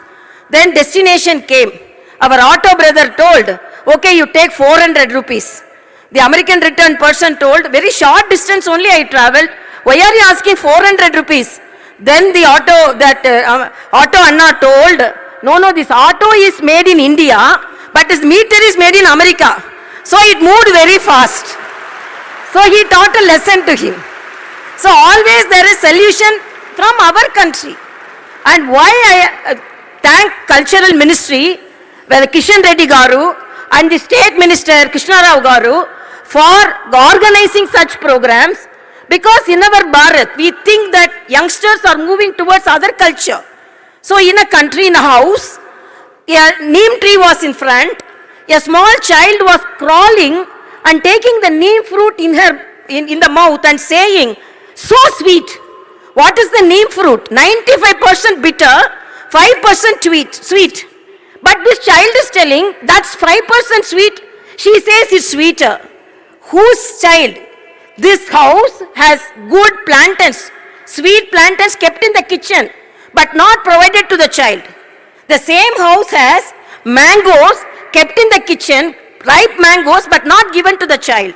The same house has jackfruit, honey jackfruit, kept in the kitchen, but not given to the child. So when these jackfruit, mangoes and ripe bananas are not given to the child is thinking that neem fruit, that is other culture, is sweet. But it is our duty to provide the sweetness of our culture to the youngsters. So this program provides that, this program gives the sweetness of our culture to all the youngsters. So I really appreciate the Ministry of Culture for providing the sweetness of our spiritualism to our youngsters. At the same time, I thank Daaji for providing such a beautiful place, spiritual place for conduction of this program. And I thank our Honorable Vice President for visiting. So this is today and yesterday and today a very remarkable day in our history of Hyderabad, because all the 3 top constitution office were in Hyderabad. So that is the spiritualism. Thank you so much.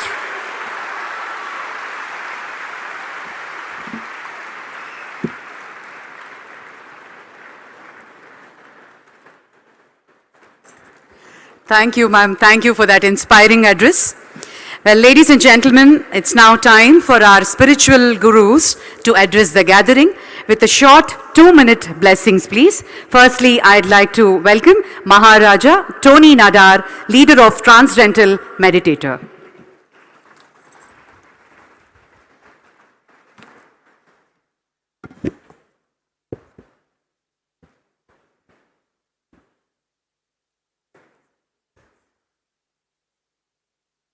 Namaste.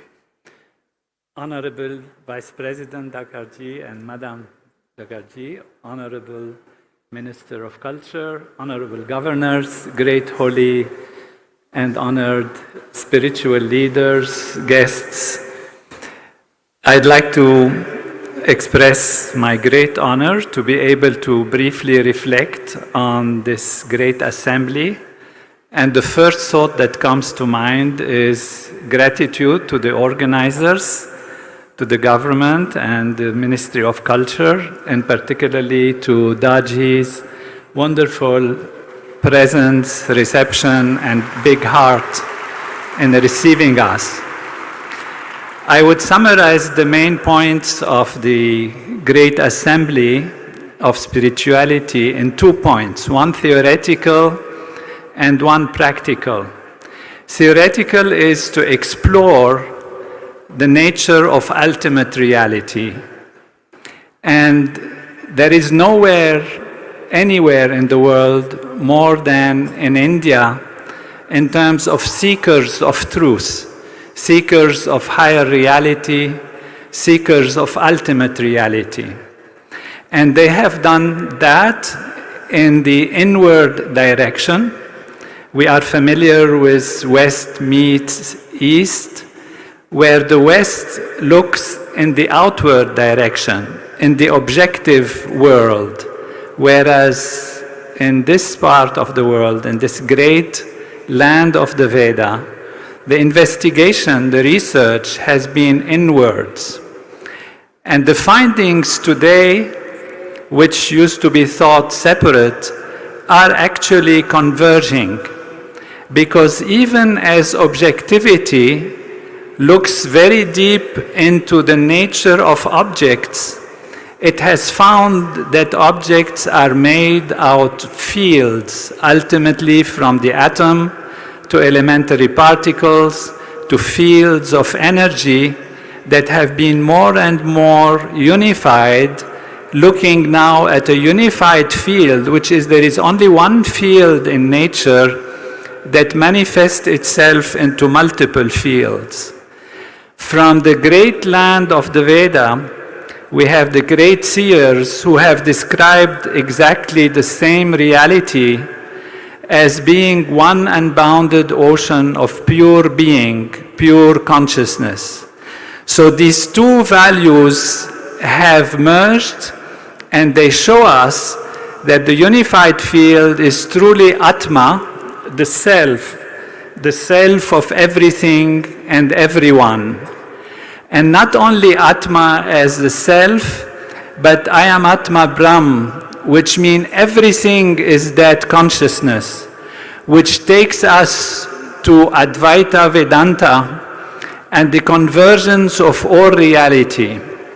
That is ultimate reality, which has many layers on its surface. And the second part is the means. How do we actually make life better for everyone? How we create happiness, prosperity, and peace on earth. And that is by using the reality of life, not using the ignorance that things are different on the surface, that's true, but they seem to be unconnected, whereas everything is a field of being expressing itself into multiplicity. And when we transcend, go beyond the surface, we find that we are the infinite, unbounded Atma, infinite, pure being, which is the self of everything and everyone. And research has shown that when we go there, modern scientific research has shown improvement in health, ability to be more productive, more creative, and as groups practicing these transcendental meditation programs, they lead to peace on earth, which have been demonstrated through 116 scientific research studies, many of which published in great reputable scientific journals and peer-reviewed. So we have the true knowledge of ultimate reality from this great land of the Veda, Veda Bhumi Bharat, and we have the means, the technologies with it to be able to use that knowledge for life on earth to be heavenly life and for life to be better and to be fulfilling for everyone. Thank you so much for this opportunity. I once again request our next speaker to please give a very short, बिल्कुल 1 minute ही बात करना है because Vice President साहब को जाना है. कृपया please सामने आइए, Mrityunjay sir, to render his address. Please put your hands together and welcome Shri B.K. Mrityunjay, Executive Secretary of Brahma Kumaris.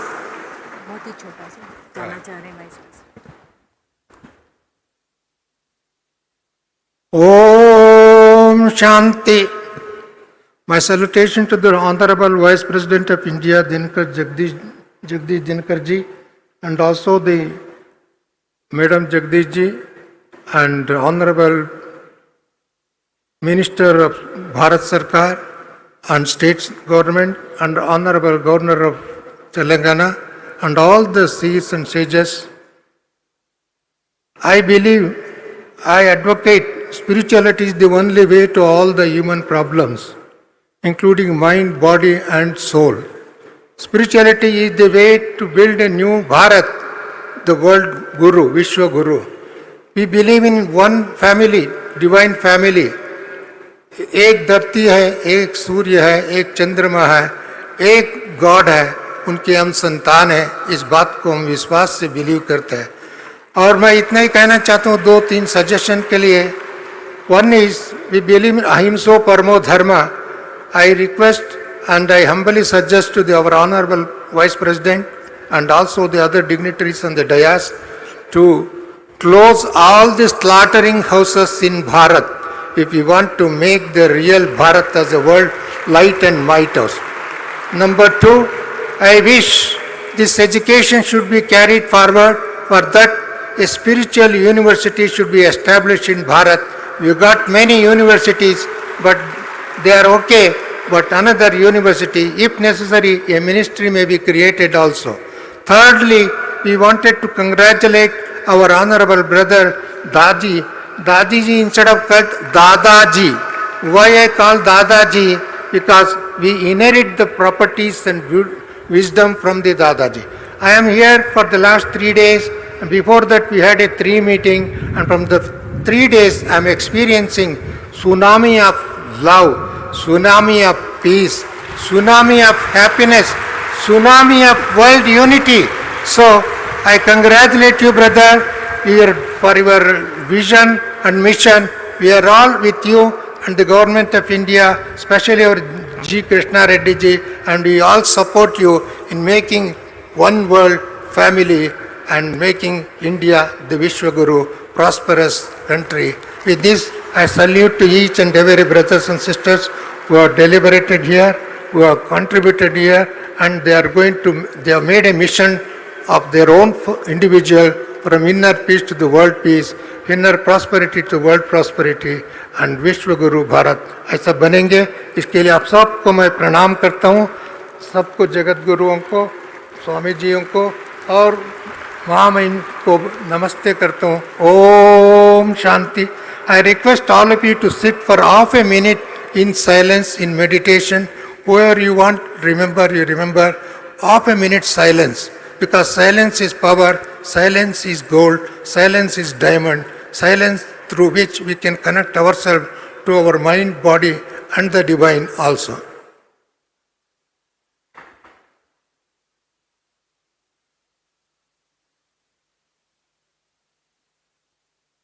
Om Shanti.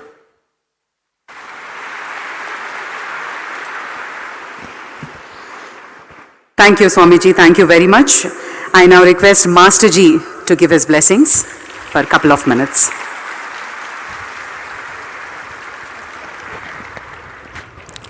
आदरणीय उपराष्ट्रपति जी, मैडम राष्ट्रपति जी, मंत्रीगण, गवर्नर, ऑल गुरुज एंड साधक साधिका और जो भी हमारे यहाँ सेवक सेविका पूरा समय लगे रहे।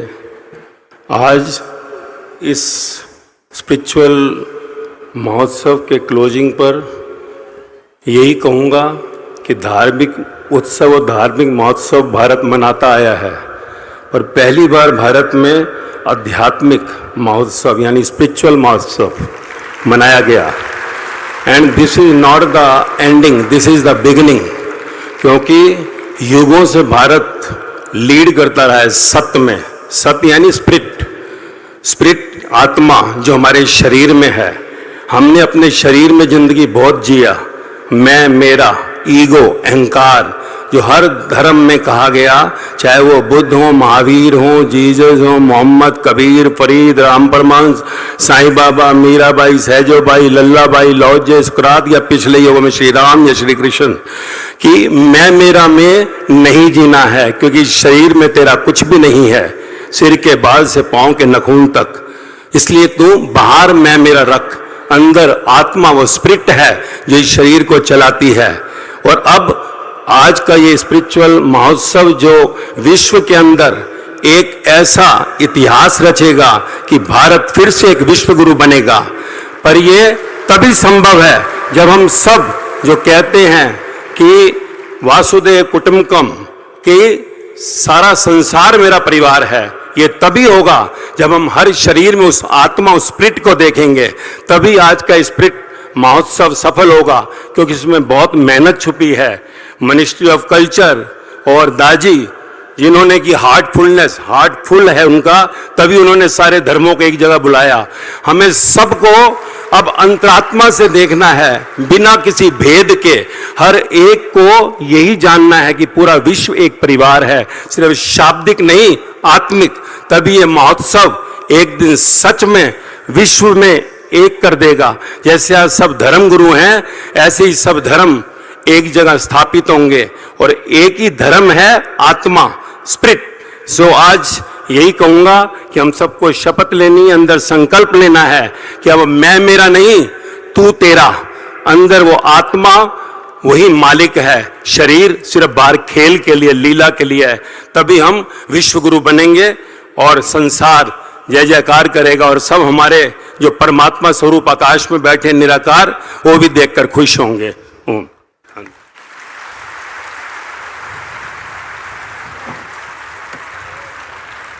धन्यवाद मास्टर जी। लीजिए the much awaited address and the speech of our honorable vice president Shri Jagdeep Dhankhar जी। जोरदार तालियों से प्लीज वेलकम भारत के उपराष्ट्रपति श्री जगदीप धनखड़ जी हम सब के कान्हा शांति वनम में संबोधन करें।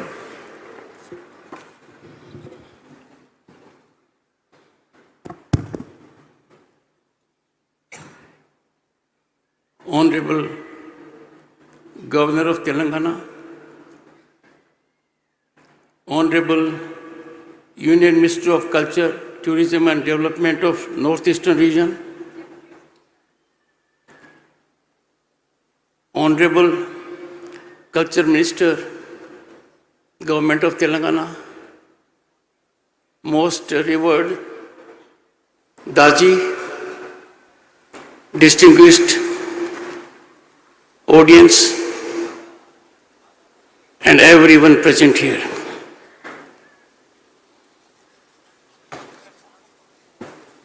It is truly an honor and a moment to ever cherish to address this esteemed gathering of spiritual luminaries of all faiths and beliefs, scholars and seekers from across the globe. Friends, befittingly, the event is taking place at Kanha Shanti Vanam, the largest meditation center in the world.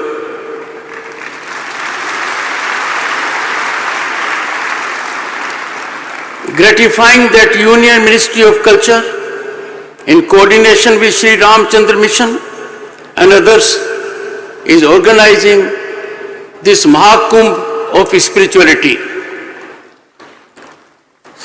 Sri Ramchandra Mission is a spiritual movement with focus on practice of Sahaj Marg, of heartfulness meditation.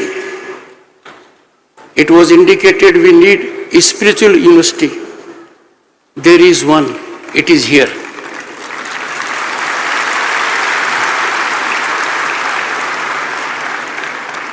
It has only to be legally sanctified.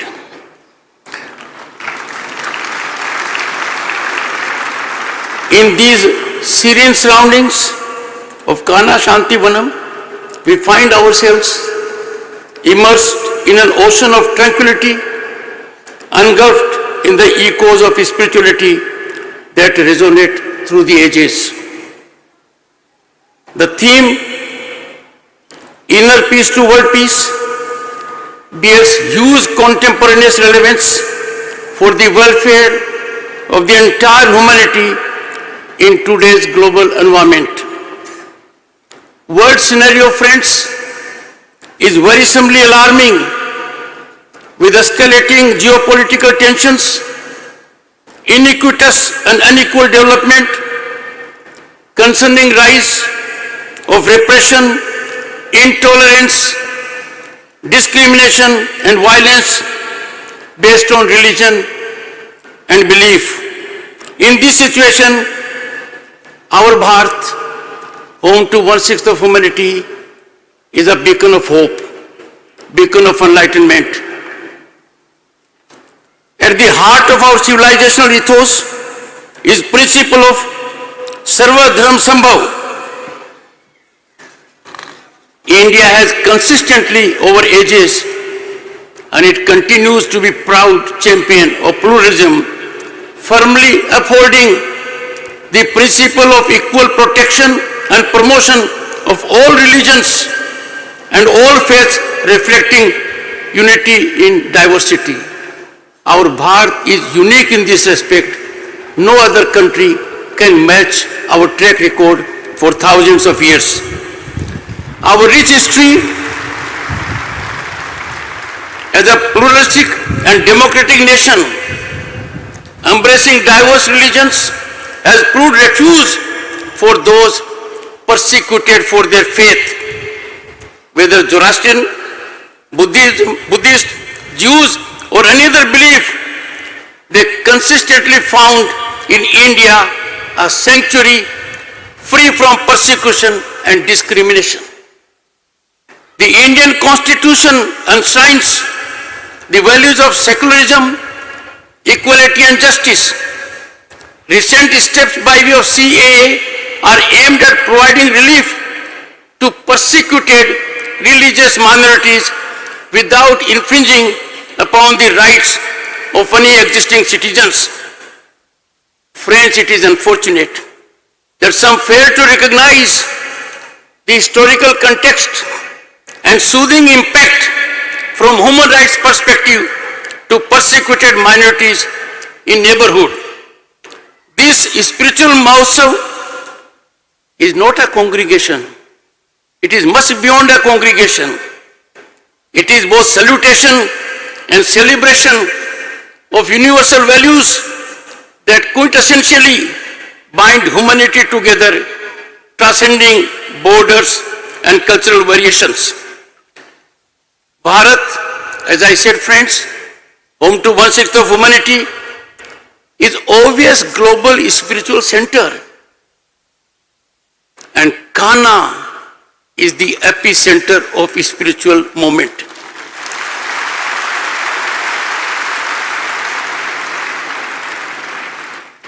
Our Bharat is defining world discourse inspired by deep commitment to spiritualism. Friends, Prime Minister Narendra Modi's clarion call to seek resolution of conflagrations through dialogue and diplomacy and not war emanate from deeply embedded spiritual ethos. Nothing can be more detrimental to governance and antithetical to core values than people in power engaging in commanding and challenging discourse from platforms. Their stance reflects absence of spirituality in their thought process. The world will be well positioned to address existential challenges of the climate change and the like if people in authority believe in not being repository of authority but trustee of power, epicenter of service and empathy. This is achievable once these functionaries commit to discover spiritual power within. This conference for some and all of them would lead to their enlightenment. Distinguished audience, the spirit is the ultimate essence, much beyond mind, heart and soul. Spirituality defines the ultimate sublimity and virtuosity of human life. Spirituality encapsulates love, compassion, patience, tolerance, forgiveness, and a sense of responsibility. Spirituality brings about sublime sync with body, mind, heart, and soul. Spirituality reposed in oneself is required to be awakened. You don't have to look outside. It is within yourself. You have to discover it. You shall discover it. Friends, spirituality is not captive of boundaries or particular faith or tradition. It is universal path that beckons to explore the depths of our inner being, to realize our nature, to recognize divinity that resides in each one of us. Friends, spirituality deeply ingrained in the fabric of Bharat is a guiding light that illuminates path of our lives. Our 5,000-year-long civilizational ethos leave no doubt that course of events was influenced by spiritual minds. Our religion, ethics, philosophy, literature, art, architecture, dance, music, and even our polity and socio-economic order have been constantly influenced and molded by the inspiring force of spirituality. This holistic approach to life sets our culture apart. It is unique to our culture, fostering a harmonious balance between material progress and spiritual well-being, also with nature. And friends, which other place you will find than Kanha? What a balance between nature and humanity. Our Upanishads, our Vedas, and other scriptures offer profound insights into the nature of existence, the purpose of life, and the interconnectedness of all living beings. I had the good fortune briefly to traverse what was seen by way of some paintings.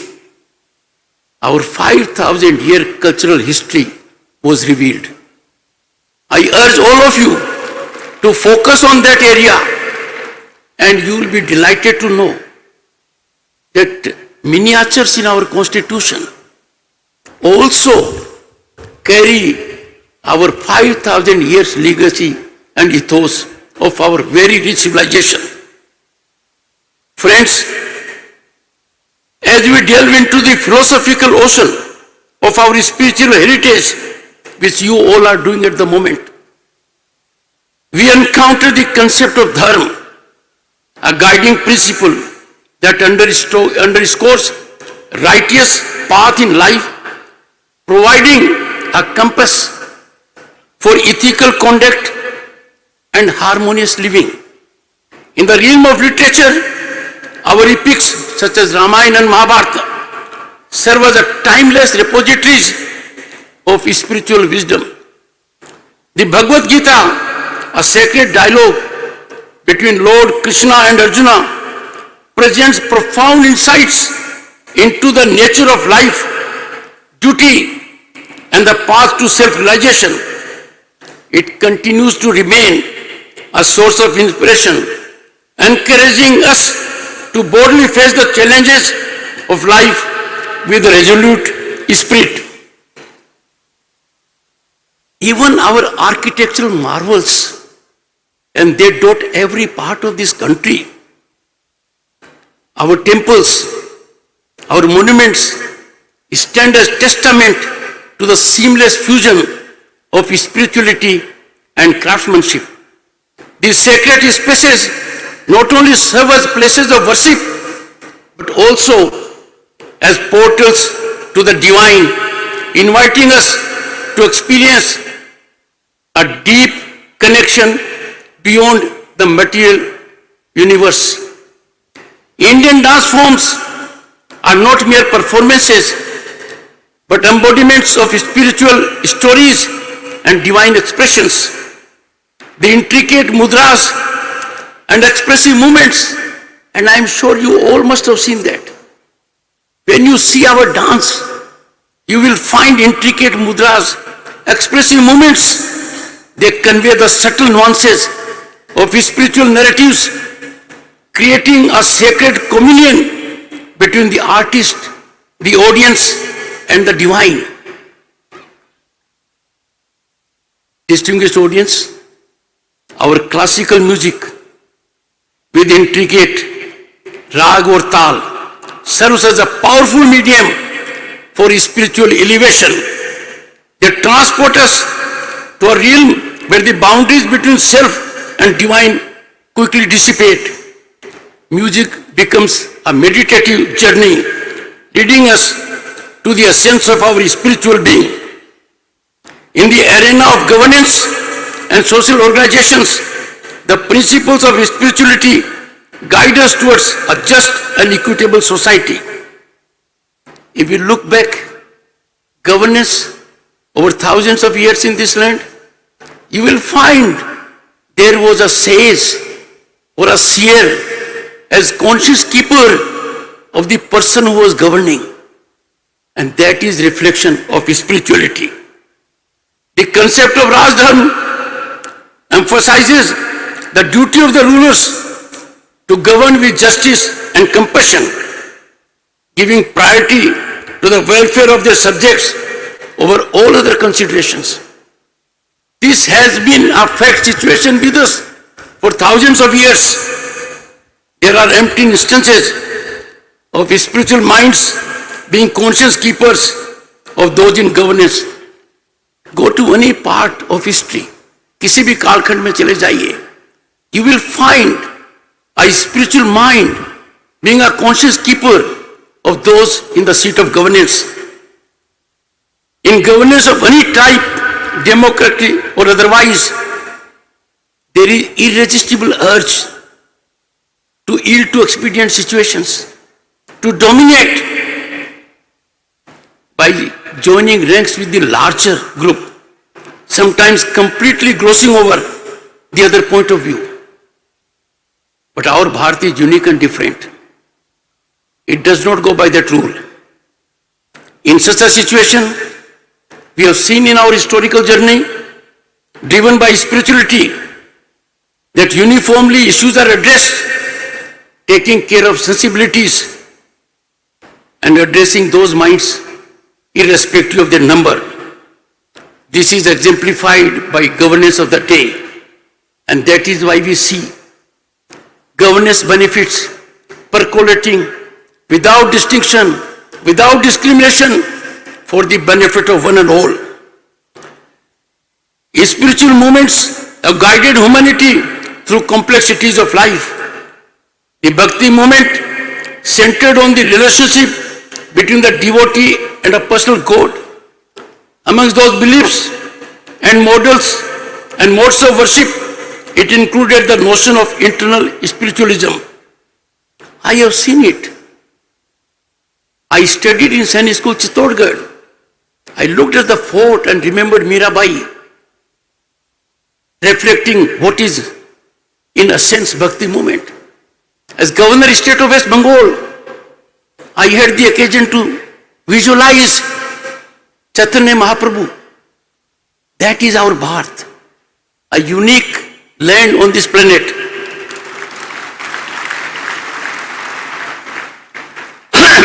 Friends, we witnessed the emergence of spiritual leaders of extraordinary stature for their times. During our freedom movement, Swami Vivekananda, Raja Ram Mohan Rai, and Sri Aurobindo, just to name few, played pivotal roles in shaping the spiritual and philosophical landscape of time.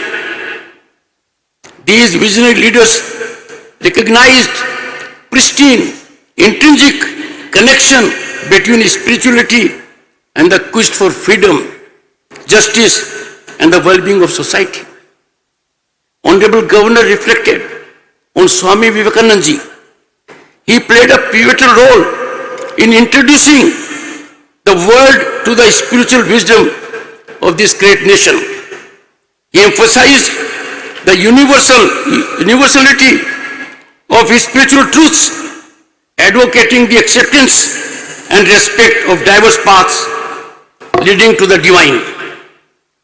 Let me remind you of his historic address. I had the occasion to visit that particular place in Chicago 3 times. It was on September 27, 1893.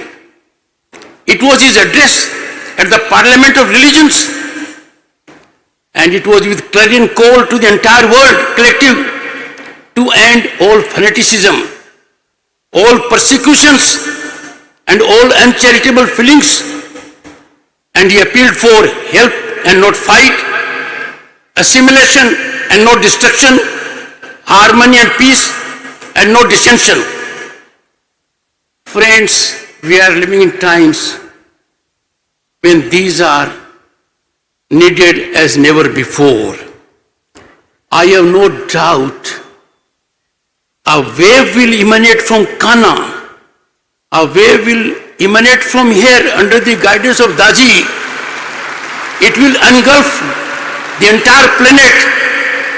This place has ecosystem, human resource, will and dedication to bring about this great transformative change which is need of the planet.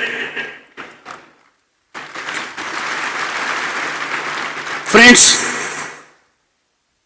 teachings of Swami Vivekananda ji resonate with the essence of our spiritual heritage, urging us to look inwards for answers, seek inner peace, and realize the boundless potential of our souls. Economic activities too find their roots in the spiritual ethos of India. The principle of earth, one of the Purushars or life goals, advocates the pursuit of wealth and prosperity within the constraints of righteousness. Every individual on the planet has to realize that he comes on the planet as a trustee. He cannot engage in reckless consumption. He cannot act in a manner that I will use resources because I can financially afford the resources. There will have to be optimal utilization of resources, and that in a way is a facet of spirituality. Friends, it is soothing and a matter of pride for all of us that our Bharat in recent years is playing its due role in emanating civilizational ascents to the global community.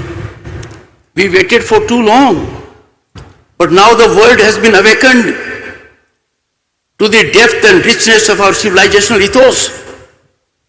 It was during the COVID pandemic, a country then of 1.3 billion people was battling to save its population. It was done very successfully. But what is remarkable is that our Bharat came to the rescue of 100 other countries by helping them with co-vaccine. We therefore practice what is known as Vasudev Kutumbakam. We believe in it. The most successful global platform for G20 was when India became its president. And look at what was the choice of the theme. What was the motto? The motto was carefully chosen. It reflected sublimity and essence of our civilization. And motto of G20 was one earth, one family, one future.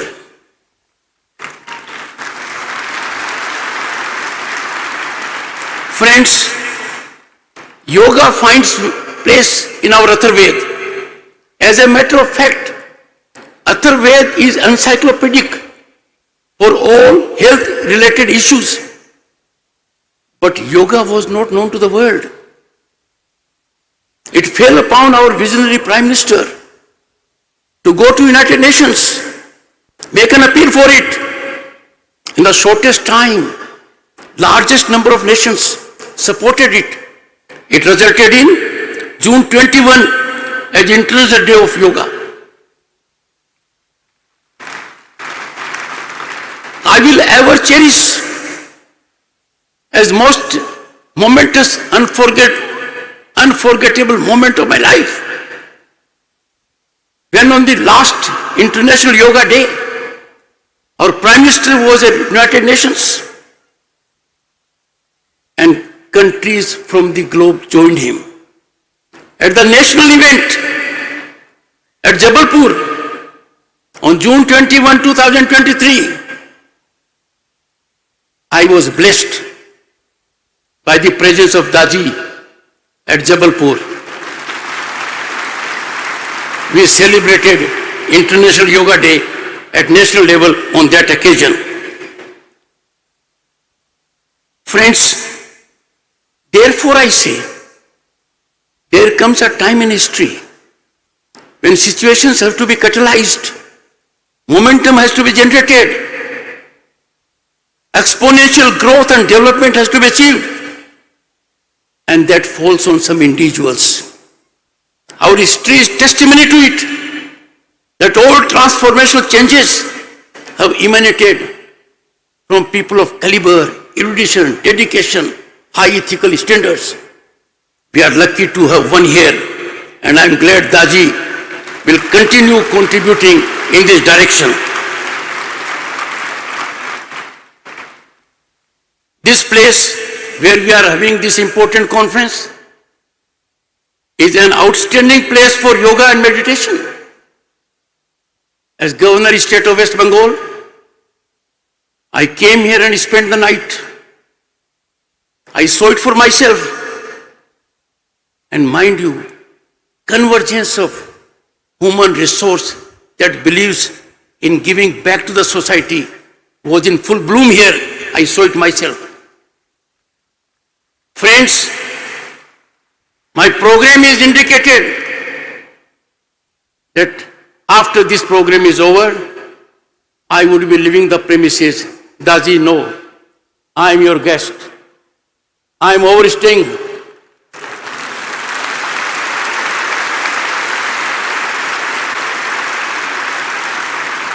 Last time also I did so. And this is being done, you know why? Because when there is an inner call, body, mind, heart and soul, yes, time spent here will energize me, motivate me, inspire me to be on a trajectory of spirituality and to serve a nation that believes not in itself but in the welfare of entire humanity and planet. Friends, medical science is developing at a rapid geometric pace.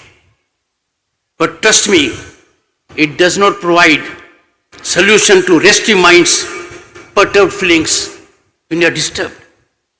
Where do we get relief? Where do we get reprieve? When a human mind is worried, depressed, losing hope. And that is spirituality. Spirituality shows the path of hope, rejuvenation and possibility. Someone has to help you to discover yourself, the great super nuclear energy reposed in you. And this place is a catalyst for it, a global epicenter to generate positive vibes in one and all. Spirituality shows the path of virtuosity in human behavior. It helps us to be frugal in consumption of natural resources. It motivates us to have empathy for others. It has been rightly indicated by Mahatma Gandhi, the father of the nation, that this planet, we don't own the planet. The planet is not exclusive to human beings. The planet is exclusive not to anyone else. It is for one and all living beings. We are his trustees. And therefore Mahatma Gandhi very wisely said, the planet has everything for everyone's need, but not for everyone's greed. How do you neutralize this greed? How do you combat this feeling? How do you combat a feeling that I am so greedy that I want to live for my generations? Not a spiritual mind, not a spiritual thought, but material possessions. Spirituality will show us the way. That will be the right way. That will be the passage doing good to all, the individual, the society, the humanity and the planet. Friends, in the face of technological advancements, and we are living in an era of disruptive technologies. They are overtaking us. We are yet to contend with these technologies. Regulatory framework is in initial stages. When we have such kind of onslaught, the timeless wisdom of our spiritual heritage serves as a guiding light, reminding us of the transient nature of material success.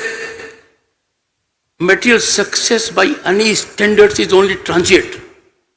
It has a self-life. But when you look at the other way around, from a spiritual vision, you will find enduring significance of inner peace and self-realization. Friends, in a divided world, and the world today is divided, we are having conflagrations that are challenging humanity. There is disruption of supply chains that can cause hunger. The world is alarmingly in worrisome state. Where do you get unifying element?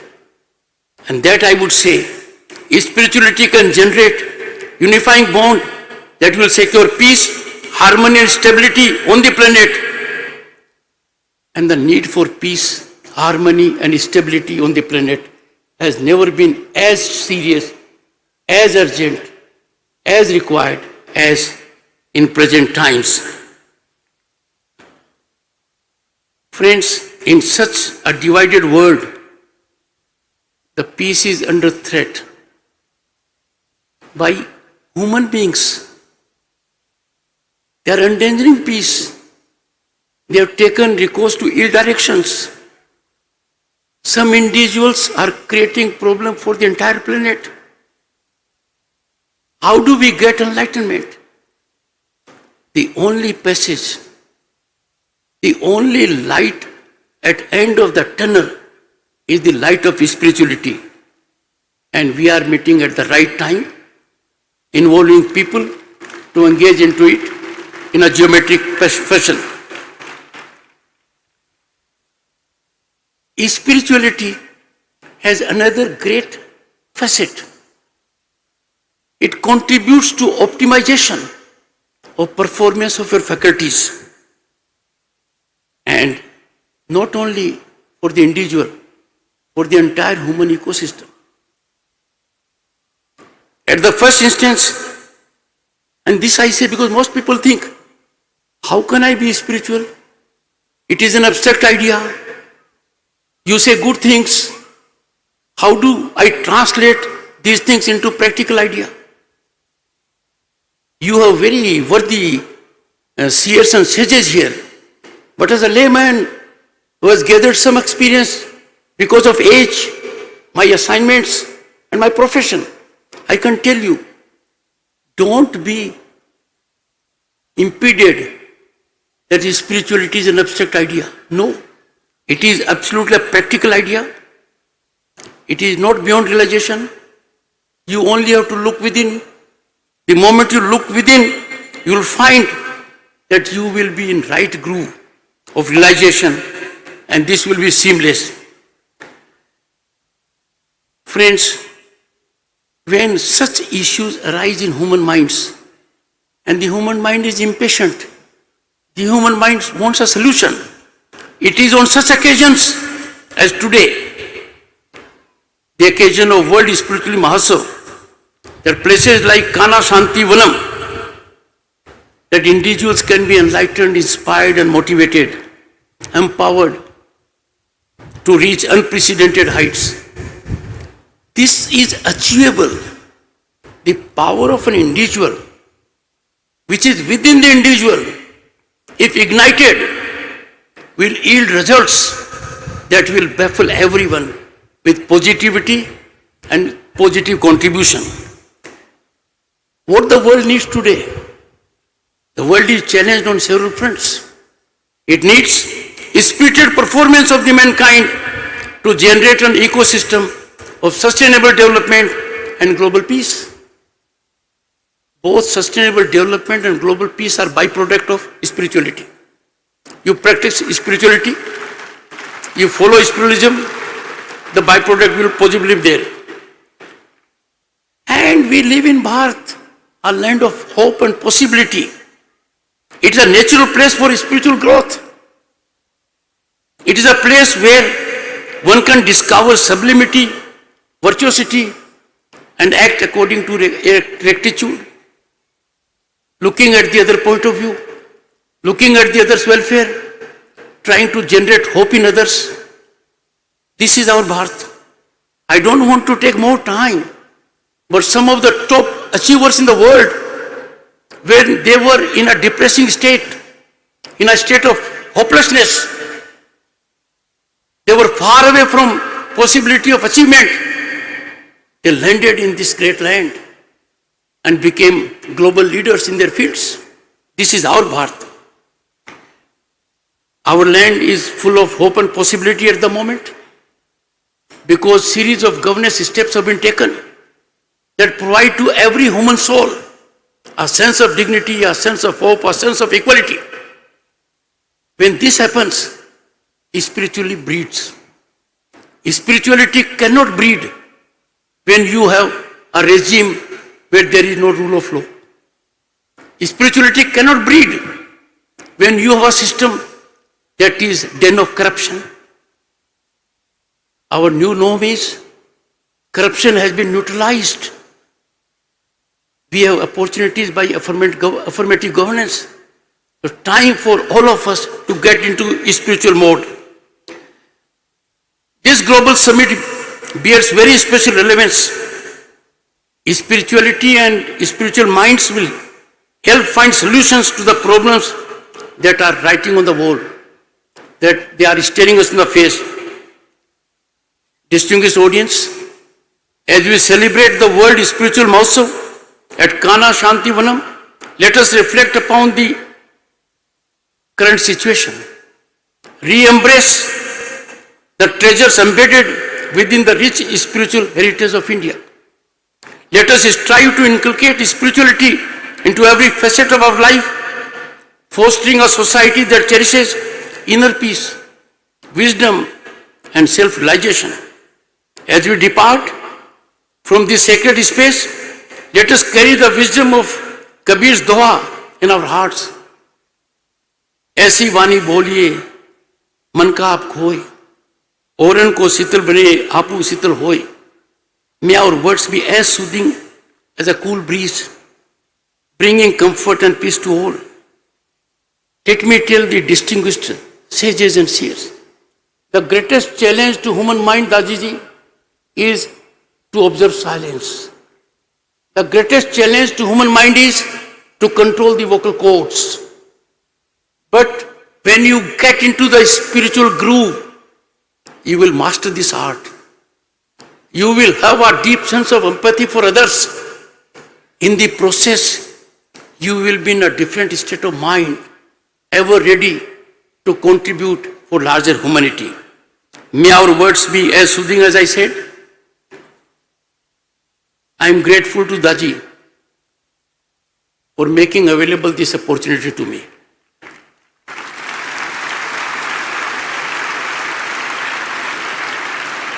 Like all of you, I have many things, many takeaways from this great congregation.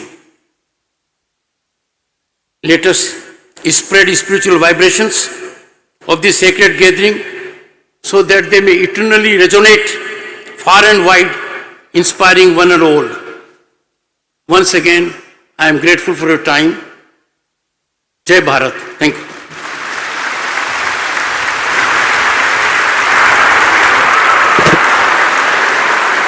Thank you very much, Honorable Vice President Ji, for such thought-provoking message. लीजिए आज के इस विश्व आध्यात्मिक समारोह का समापन हो रहा है. The valedictory is done. Thank you so much, sir. Thank you all the dignitaries. May I all request all of you all to please rise for the national anthem.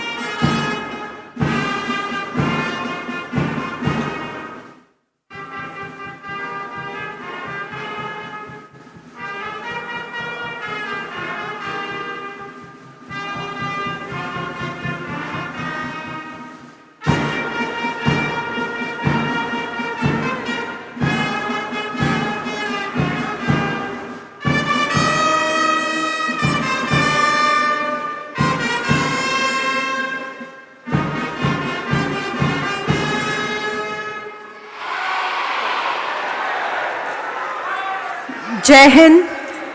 Please सभी से निवेदन है कि आप लोग प्लीज बैठ जाएं. Let our dignitaries leave the dais and all the other dignitaries to come forward in front of the stage and occupy the chair.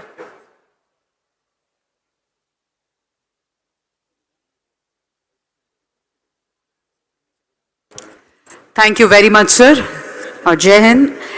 Request all the dignitaries on the stage to occupy the front chairs for the next event, the projection mapping show, followed by the cultural program of the evening.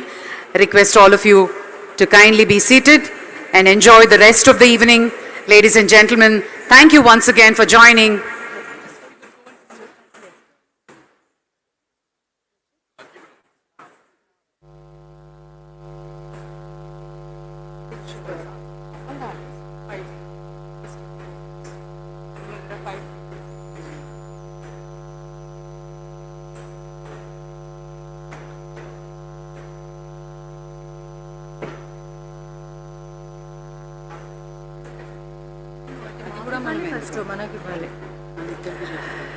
May I request all of you all to please be seated. We have a wonderful cultural program. We have the mapping show also now. And after that, we all proceed to the dining areas. May I request please सभी brother sister से निवेदन है, please do not leave the premises.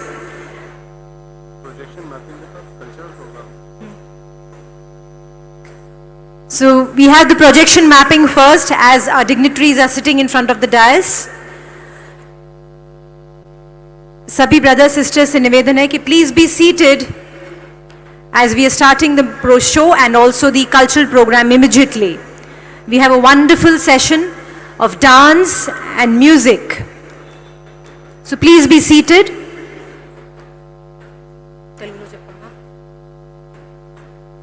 దయచేసి అందరినీ కూర్చోవలసిందిగా request చేస్తున్నాం.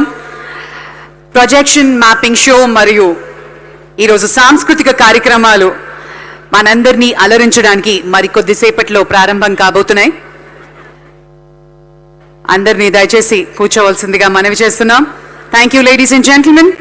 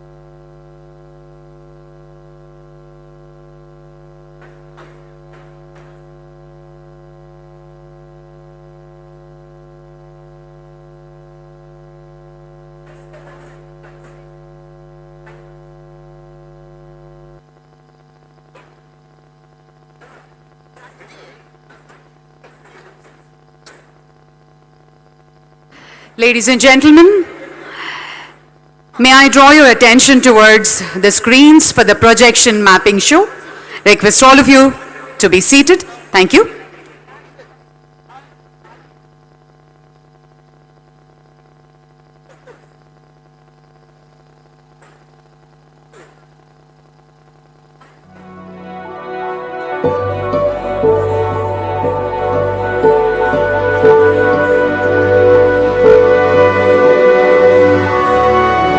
Welcome to the Global Spirituality Mahotsav 2024.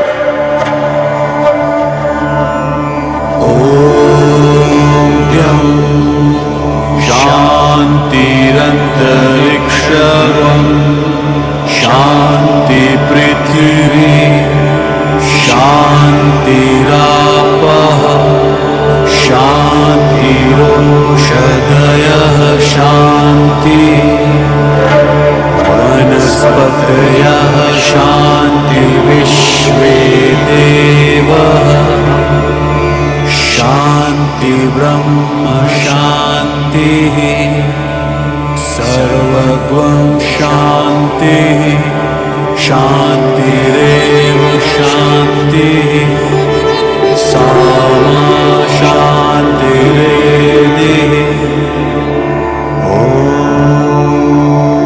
Shanti Shanti Shanti. The Vedas and Upanishads were humanity's first steps towards spiritual evolution.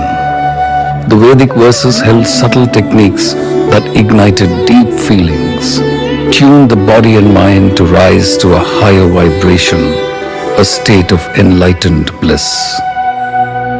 The most invocative of prayers, the Gayatri Mantra, was chanted to the rising sun, a meditative start to the day.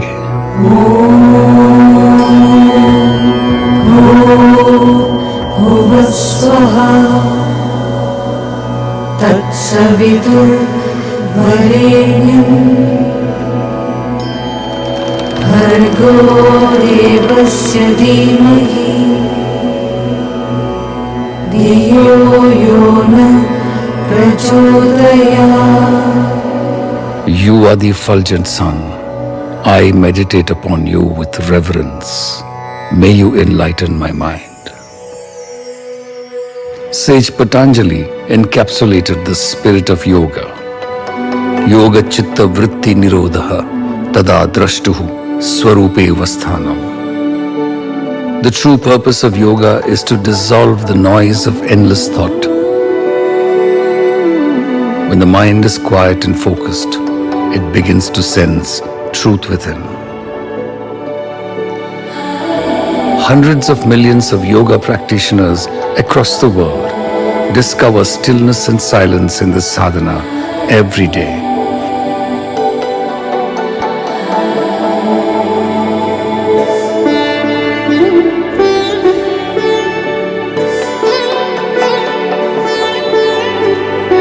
Indian masters devised many pathways to reach the goal. Sage Vyasa designed the concept of Karma Yoga in the Bhagavad Gita. He demonstrated how a Karma Yogi could be at peace even in times of intense conflict. The protagonist Lord Krishna teaches the warrior Arjuna to fight with equanimity and remain in a state of bliss even at the moment of death. In 600 BC, Mahavira, the 24th Tirthankara, evolved Jainism with its purity and poise. He taught the 5 vows of non-violence, truthfulness, non-covetousness, chastity, and non-attachment. Namo Arihantanam.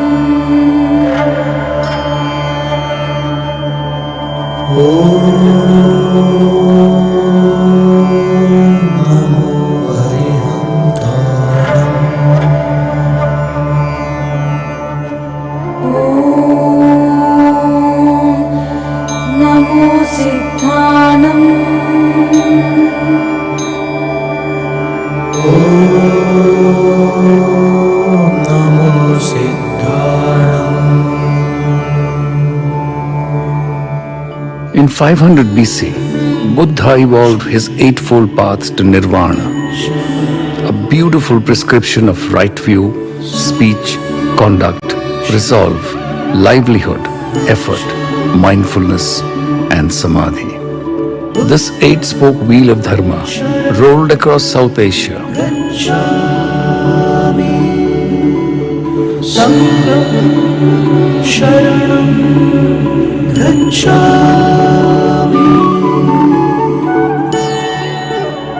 Around the 4th century BC, Adi Shankara conceptualized Advaita Vedanta. His teachings are quoted even today by quantum physicists, mathematicians, and philosophers. Chidanandarupa Shivoham Shivoham Chidanandarupa Shivoham Shivoham Chidananda Rupa Shivoham Shivoham. When you identify with your own blissful consciousness, you merge with the universal truth of existence. 1500 AD, Guru Nanak inspired Sikhism, created a path replete with the spirit of self-sacrifice and surrender. Ikonkar Satnam Karta Purakh Nirupo Nirve Akal Murat अजूनी से बन गुरु प्रसाद जप आद सच जुगाद सच है भी सच नानक होसी भी सच. The Bhakti movement took Antarik Shanti into the domain of pure love. Bhakti Yoga was all about surrender amidst a state of grace. The tradition of Meera and her bhajans still reverberate in the hearts of 1 billion people.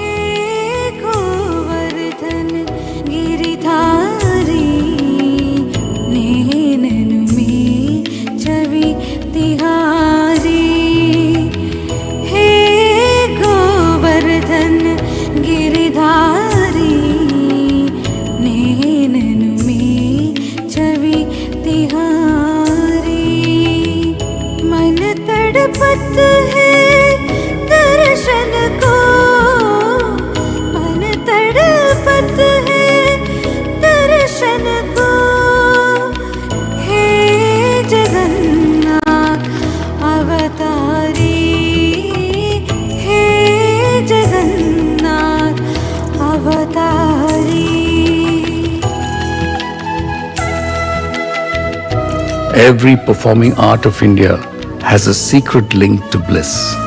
The purpose of dance and music is to discover joy in action, the artist often getting in a flow state, merging with the spirit within. Nadopasana, the meditative act of deep listening, could lead you to rapturous joy. Whether it's the sound of music or simply the sounds of nature, deep listening can lead to blissful joy. Indian masters across the ages treaded paths of inner peace that reached the far corners of the globe. As Swami Vivekananda, addressing the World Parliament of Religions at Chicago in 1893 said, "I am proud to belong to a nation which taught the world tolerance and universal acceptance."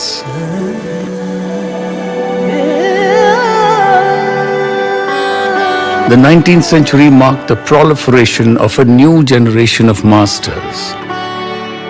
Ramakrishna Paramahamsa, Sri Aurobindo, Swami Vivekananda, Babuji Maharaj, Ramana Maharshi, Jiddu Krishnamurti, Mahesh Yogi, and so many others, each taking the torch forward and serving as global ambassadors of inner peace. In the 19th century, the Baha'i faith introduced the world to peace and bliss through human values of togetherness and love. World peace can only happen when inner peace dawns in the hearts of a critical mass of people. India has long been a Vishwaguru, a world teacher, spreading the light of bliss as an antidote to the venom of intolerance. The Global Spirituality Mahotsav is a step forward in the evolution of Indian spirituality into a global phenomenon. We salute the efforts of thousands of spiritual masters who are contributing selflessly to this noble cause. Like the roots of a vast banyan tree that hold the soil from being washed away, our masters, each unto themselves, serve to hold the fabric of society from crumbling. Now and forever, India shall remain at the forefront of this noble endeavor.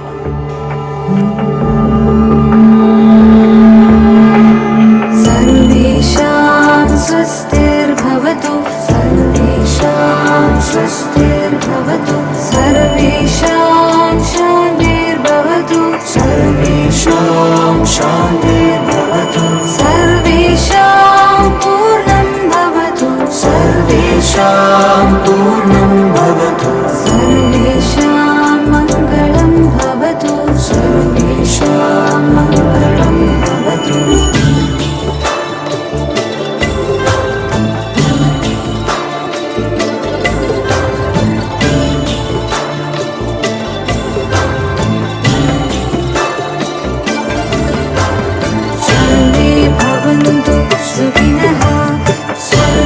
सन्तु निरामयाः सर्वे भद्राणि पश्यन्तु मा कश्चित् दुःखभाग् भवेत् ॐ शान्ति शान्तिः ॐ शान्ति शान्तिः ॐ शान्ति शान्तिः ॐ शान्ति शान्तिः सर्वे भवन्तु सुखिनः सर्वे सन्तु निरामयाः सर्वे भद्राणि पश्यन्तु मा कश्चित् दुःखभाग् भवेत् ॐ शान्ति शान्तिः ॐ शान्ति शान्तिः ॐ शान्ति शान्तिः ॐ शान्ति शान्तिः सर्वे भवन्तु सुखिनः सर्वे सन्तु निरामयाः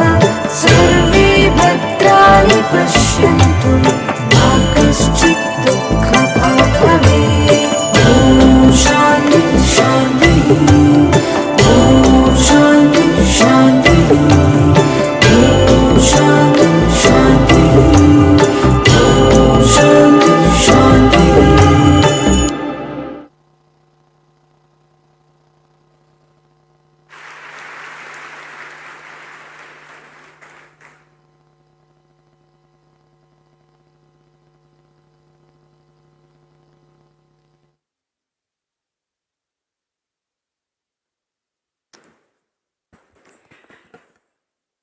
Namaskar. Good evening, ladies and gentlemen.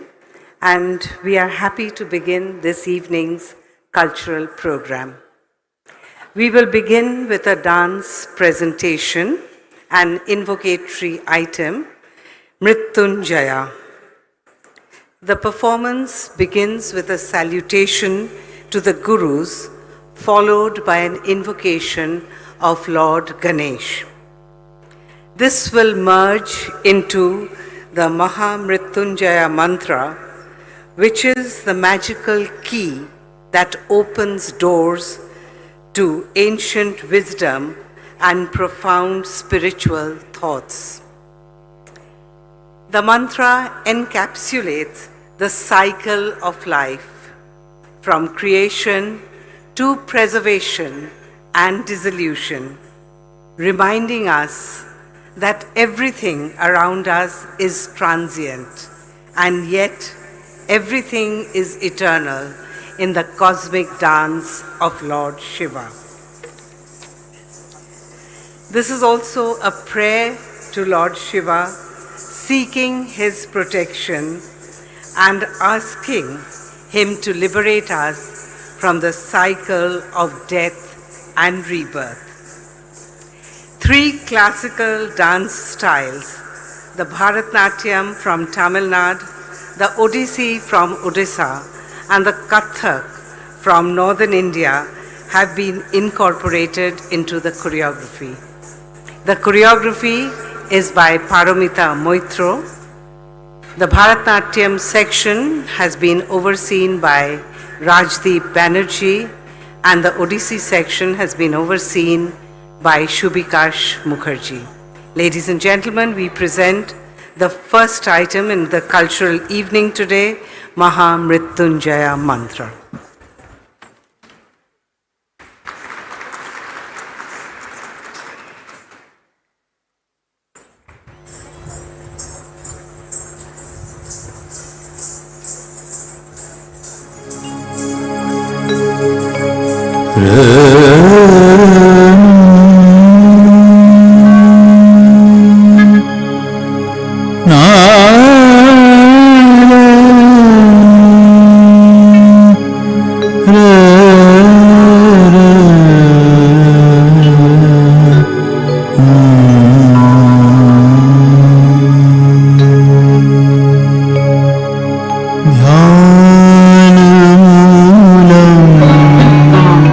Guru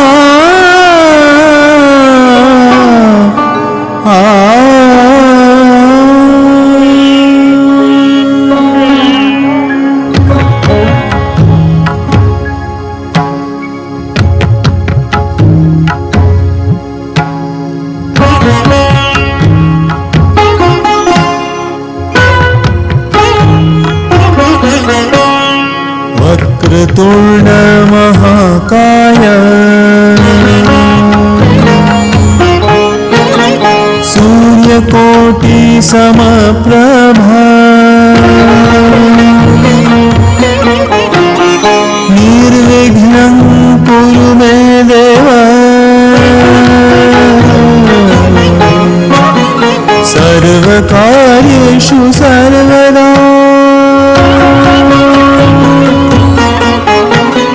वक्रतुण्ड महाकाय सूर्यकोटि समप्रभा निर्विघ्नं कुरु मे देव सर्वकार्येषु सर्वदा सर्वकार्येषु सर्वदा सर्वकार्येषु सर्वदा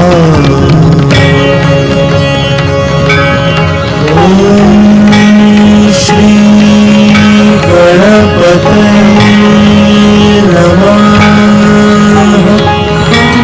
ॐ श्री गणपतये नमः ॐ श्री गणपतये नमः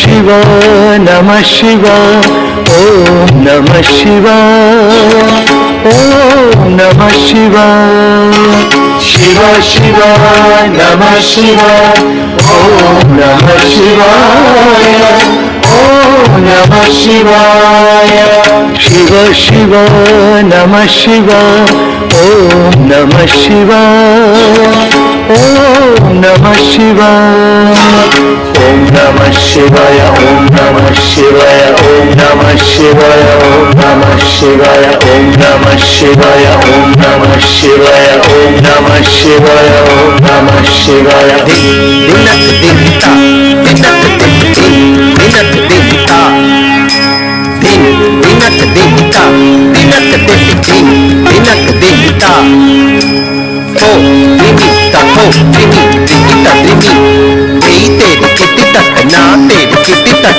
तको तक दगति थो दिनी तको दिनी दिगिता दिनी तेरे किति तक ना तेरे किति तक तको तक दगति करता ते तेरे किति ना तेरे गति कर तेरे किति ना तेरे गति कर ते गति कर ते गति कर ते गति कर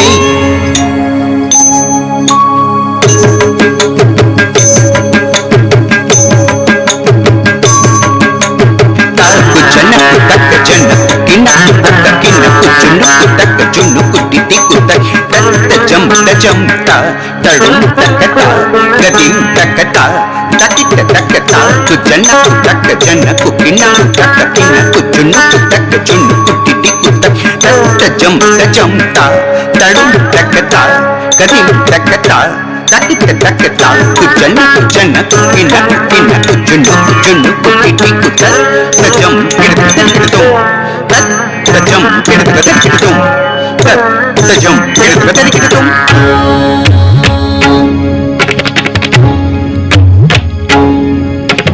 Tagine dhane dhetta, tagine dhane dhetta, kradhane dhetta, dhane ta dhane ta dhane ta dhane ta dhane ta dhane dha. Tagine dhane dhetta, tagine dhane dhetta, kradhane dhetta, dhane ta dhane ta dhane ta dhane ta dhane ta dhane dha. Tagine dhane dhetta, tagine dhane dhetta, kradhane dhetta, dhane ta dhane ta dhane ta dhane ta dhane ta dhane dha.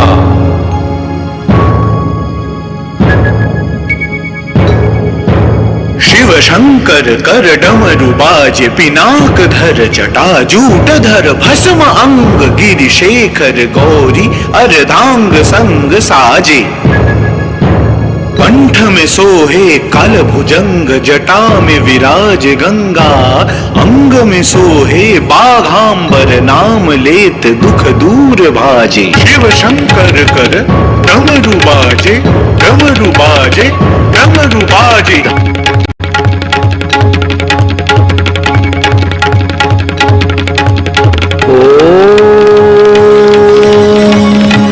त्र्यंबकं यजामहे सुगंधिं पुष्टिवर्धनम् उर्वारुकमिव बन्धनान् मृत्युर्मोक्ष्य मामृता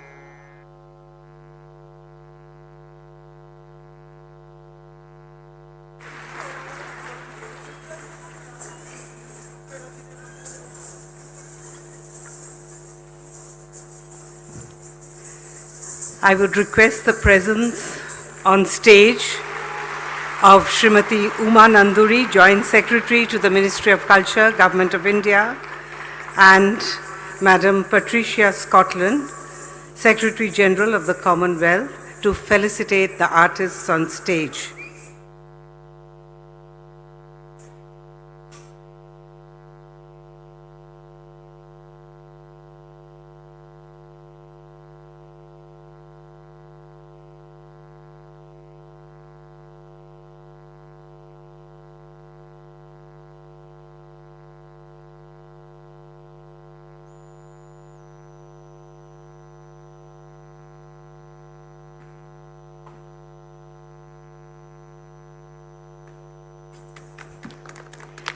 the choreographer, Paramita Moitro,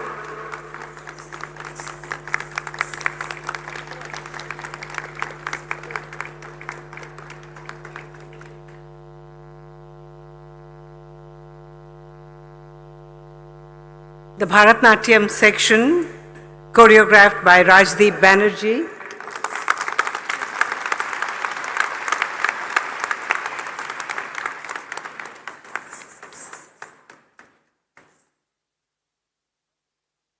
The Bharatnatyam section, choreographed by Rajdeep Banerjee.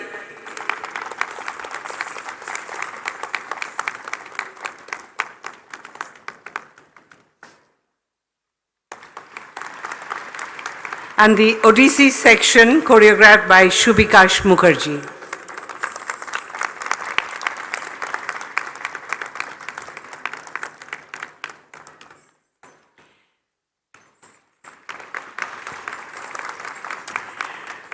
Our next presentation is Spiritual India, and we would like to felicitate, ma'am, please don't leave the stage.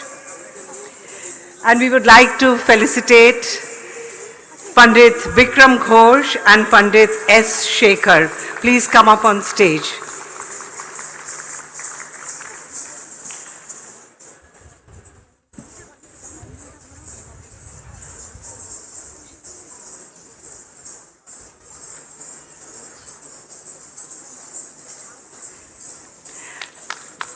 We would also like to invite on stage the creator of the projection mapping, Mr. Mani Shankar.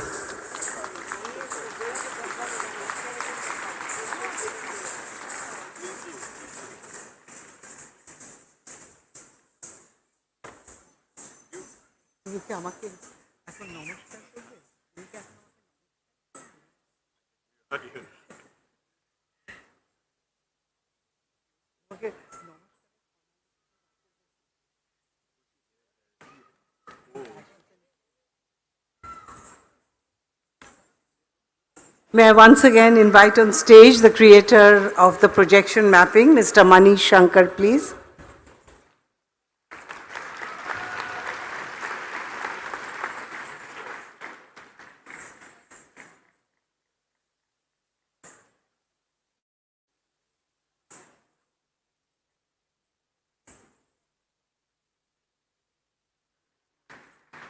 Thank you very much. And now we will begin the next part of the evening's program, Spiritual India.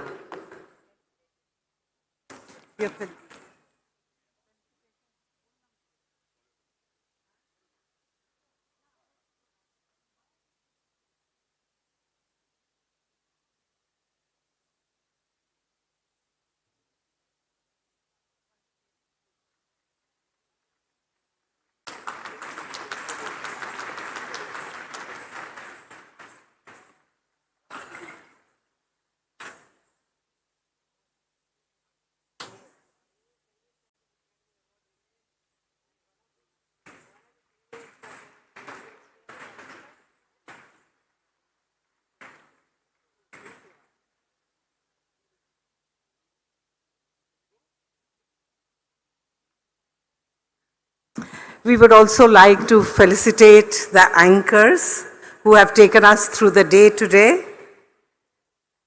Kalaratna, Ms. Gayatri Rao, Ms. Bhargavi.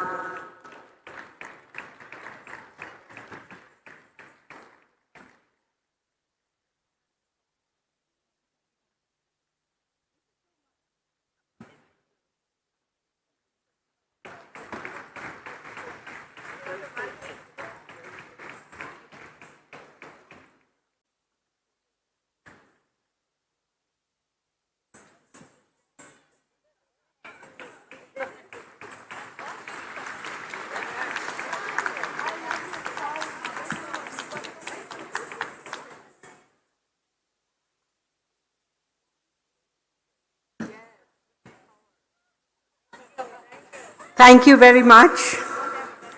We will now begin the next part of our program, Spiritual India. The concept of the ever-recurring cyclic rhythms of the universe is one of the basic tenets of Indian philosophy. The cyclic nature of life is reflected in Indian classical music through the device of tala, a recurring rhythmic cycle. The percussion family is believed to include the oldest musical instruments that follow the human voice and display the whole gamut of human emotions. Percussions are considered to be the heartbeat or the backbone of music. We present Spiritual India, curated by Maestro Bikram Ghosh, specifically for the Global Spiritual Mahotsav. Along with his team of renowned singers, he will perform tracks dedicated to Shiva, Krishna, and Durga. Some tracks are instrumental, laden with bhakti rasa. The presentation fuses Hindustani classical music and Carnatic music. Carnatic music is more theoretical and little purer, whereas Hindustani classical music has imbibed many influences, but both are exciting. An exciting percussion piece, Damaru, is dedicated to Lord Shiva. Languages that will be used range from Sanskrit to several languages from southern India. Ladies and gentlemen, it is our pleasure to present Spiritual India.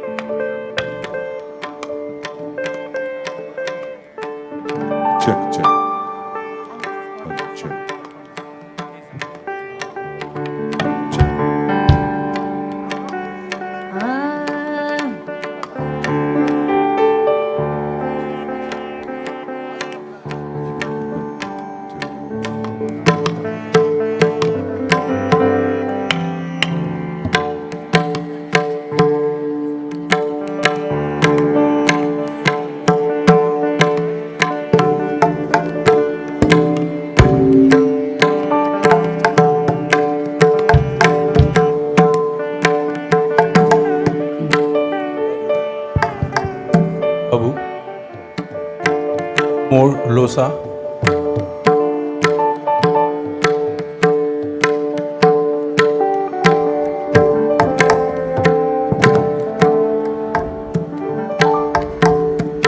More.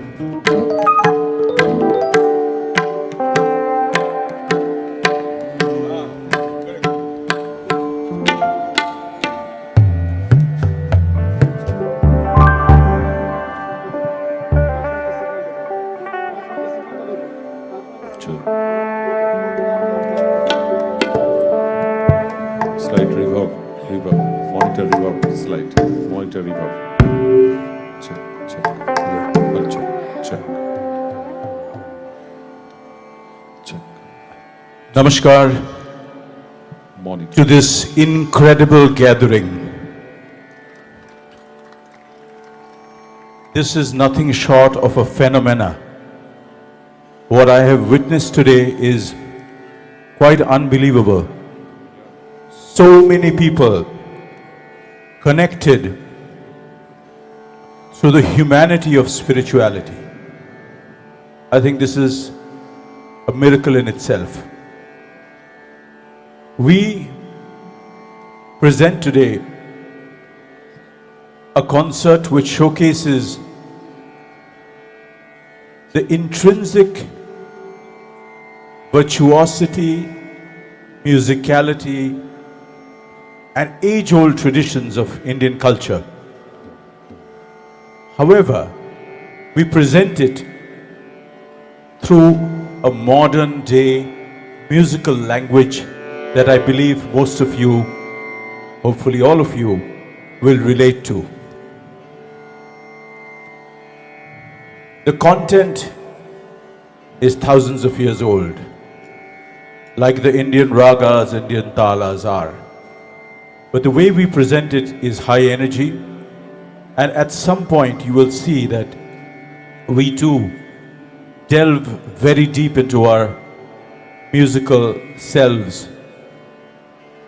And like meditation, we have something in our lives which is very, very potent, which we've practiced all our lives, and that word is sadhana. Ladies and gentlemen, we begin this concert with a piece called The Dance of Shiva, but before which I'd like to thank, besides the great dignitaries who are here, who have been here, and I'd like to thank the Ministry of Culture, Umaji sitting right here, who has always been such an inspiration, Gauridi who invited us, and so many fantastic people who I met backstage, many people I know, I've known through the years. Thank you for being here. The Dance of Shiva is based on the Indian classical raga Jog and is a high energy piece which signifies the name, the dance of Lord Shiva, the Tandav. Thank you.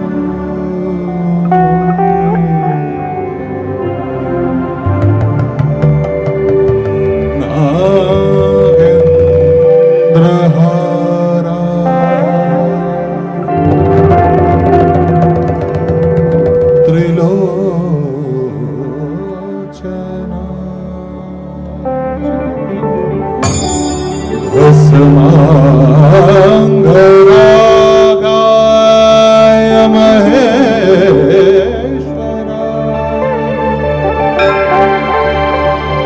नित्याय शुद्धाय दिगम्बराय तस्मै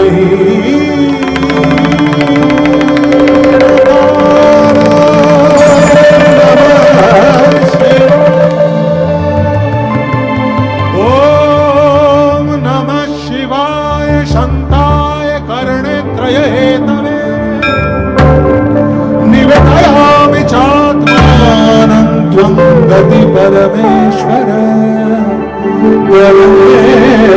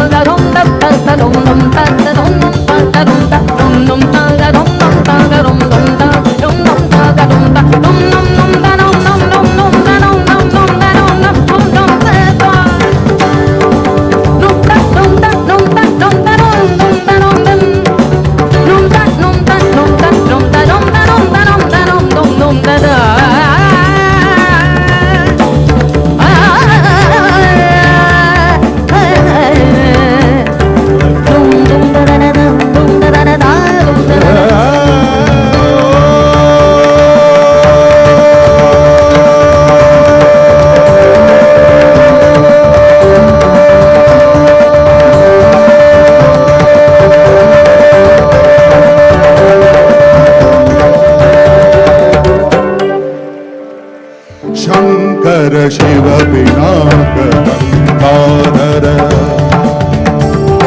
शंकर शिव पिनाक गंगाधर शंकर शिव पिनाक गंगाधर विखधर वामदेव ईश्वर कर विखधर वामदेव ईश्वर कर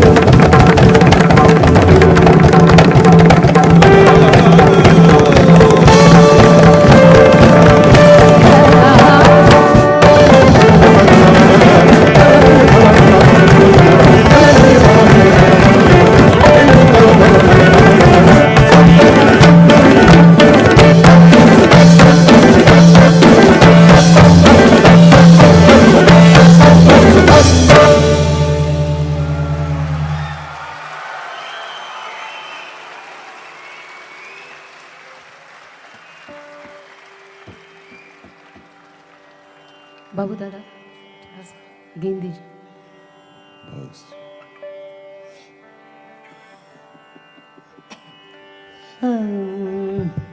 Babu, I need the monitor Losa a lot more. আমার মনিটরটা তো আমি শুনতে পাচ্ছি না ভয়েস সবার মধ্যে শুনতে পাচ্ছি বিক্রম দাকে আমারটা কমিয়ে আঙ্কেলকে একটু বাড়াও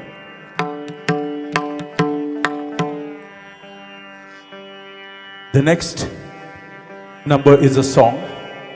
It is an abhang in Raga Vasanti and is a dedication to the Lord Narayana. At this, before we begin this presentation, now that you've seen what the artists do and at what level, I'd like to introduce them before we move into this song. Absolutely right, on my right, extreme right on stage, is a young man, all of 26 years old, who is playing for the first time ever with us, Pranav Dat.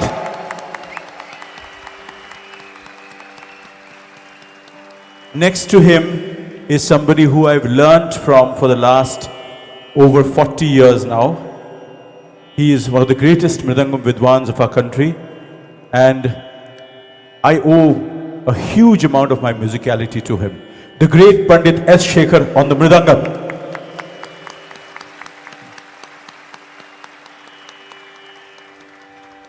Extreme left is my musical brother, somebody who has performed with me, for me, composed with me, so much more for the last 25 years.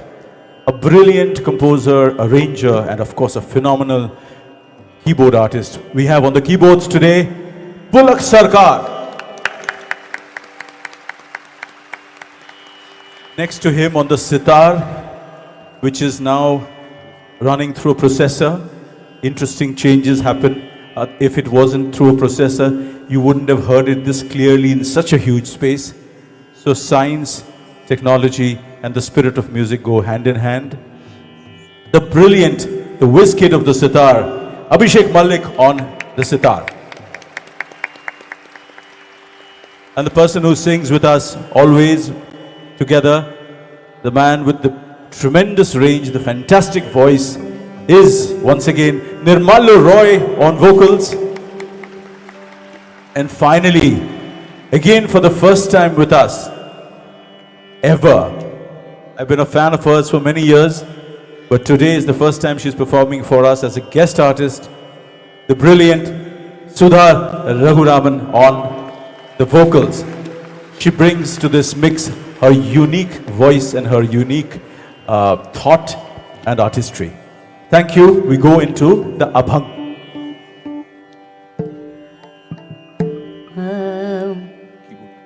थोड़ा गेंद दीजिए बाबू दा। Keyboard, Babu, keyboard operator.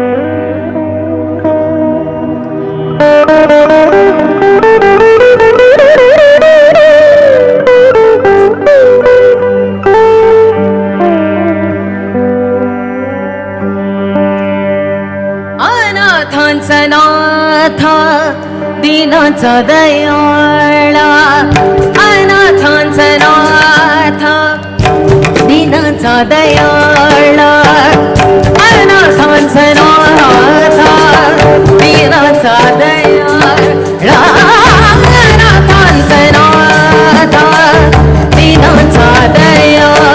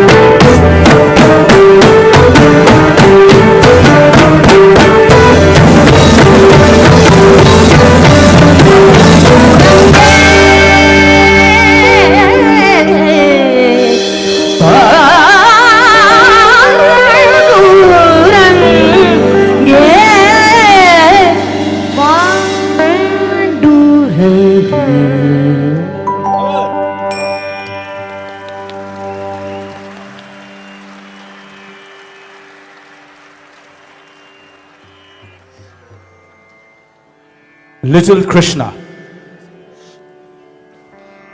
This is one of our oldest numbers. I had composed Little Krishna in the year 2000, 24 years now. It is loosely set to the raga Kalavati, Kalashri Kalavati. And we're going to make an interesting dialogue here between an imaginary Little Krishna and Yashoda. Little Krishna.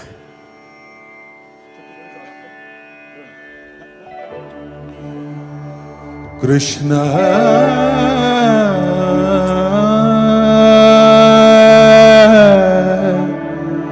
Kanha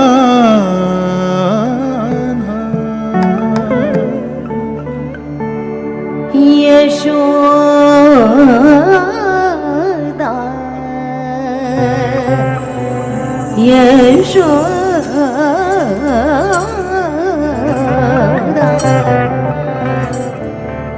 Krishna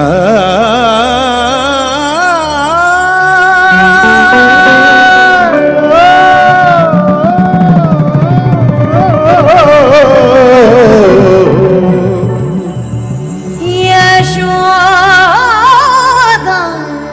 Krishna Yashoda Krishna Yashoda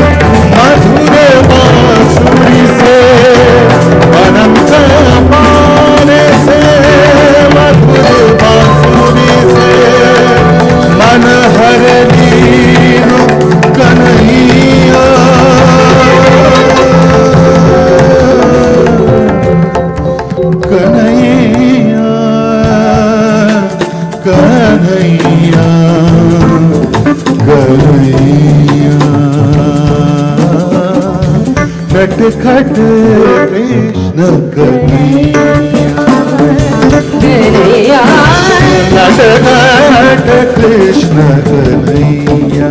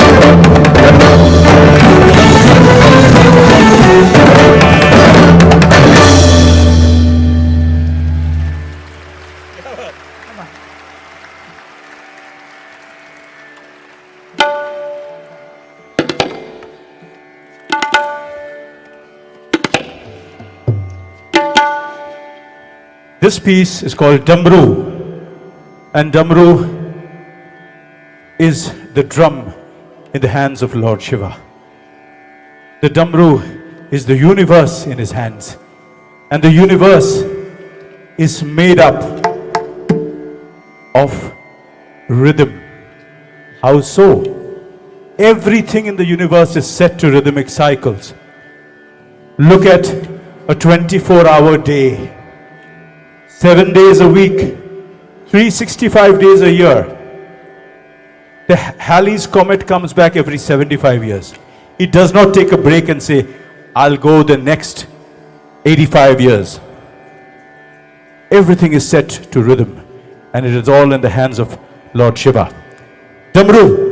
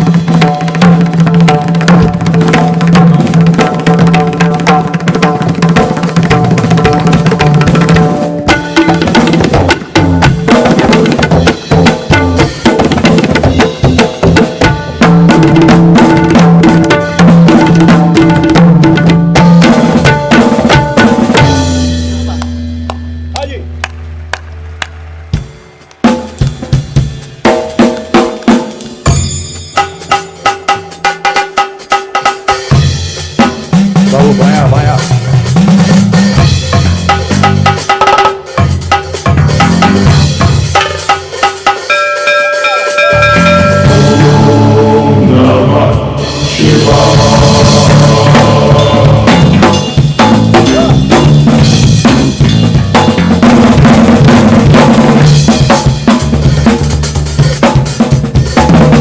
Hands on the camera.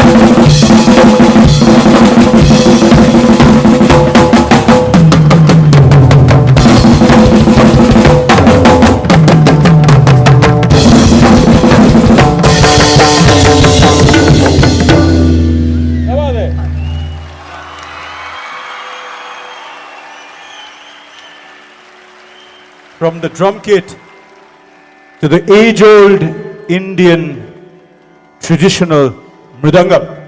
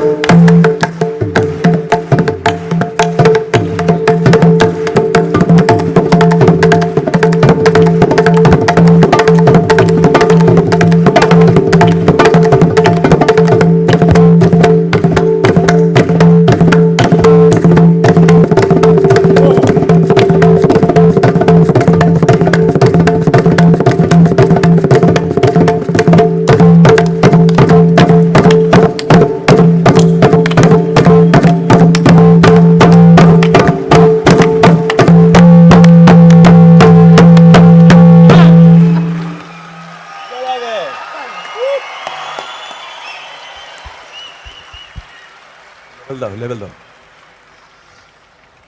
Friends, in Shiva's Damru, as I said, there is the universe, and you saw how it becomes a macrocosm. But in Shiva's Damru is also life. And what is the smallest unit of life? That is the heartbeat. This is a dedication to that heartbeat which binds us all, not just here, across the globe, across the universe. The same heartbeat, 72 BPM. This is the dedication to that heartbeat. Can you hear it?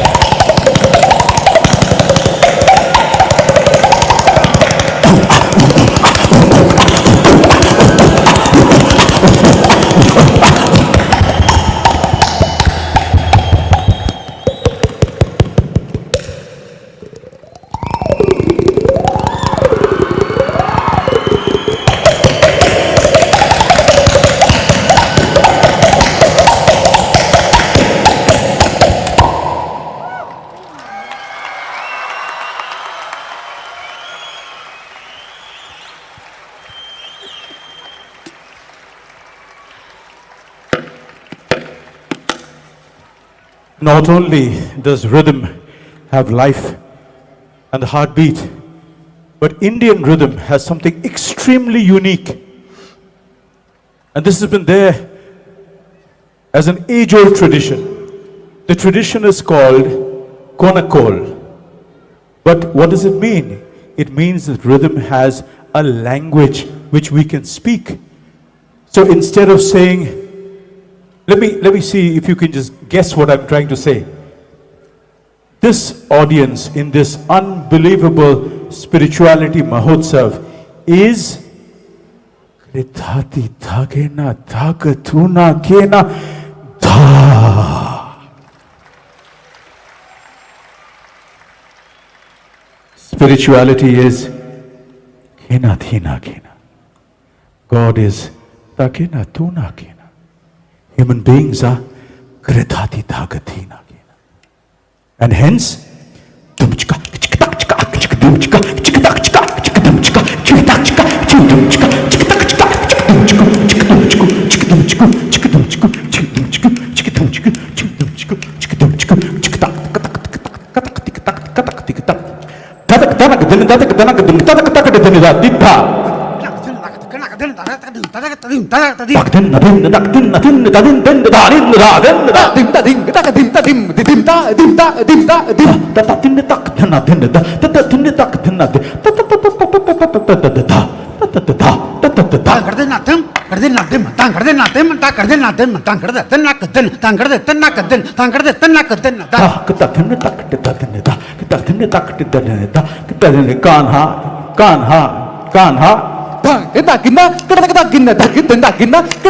helpfulness, heartfulness.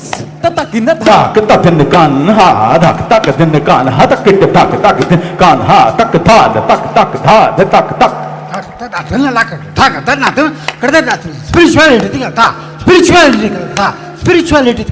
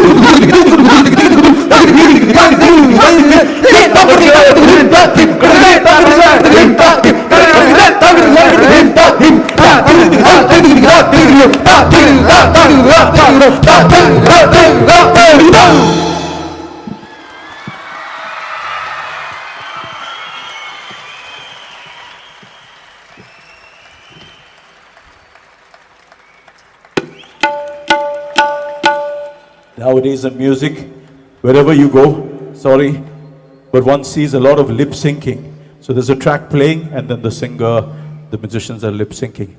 There is no scope for us to do that here. Everything is being cooked on the spot.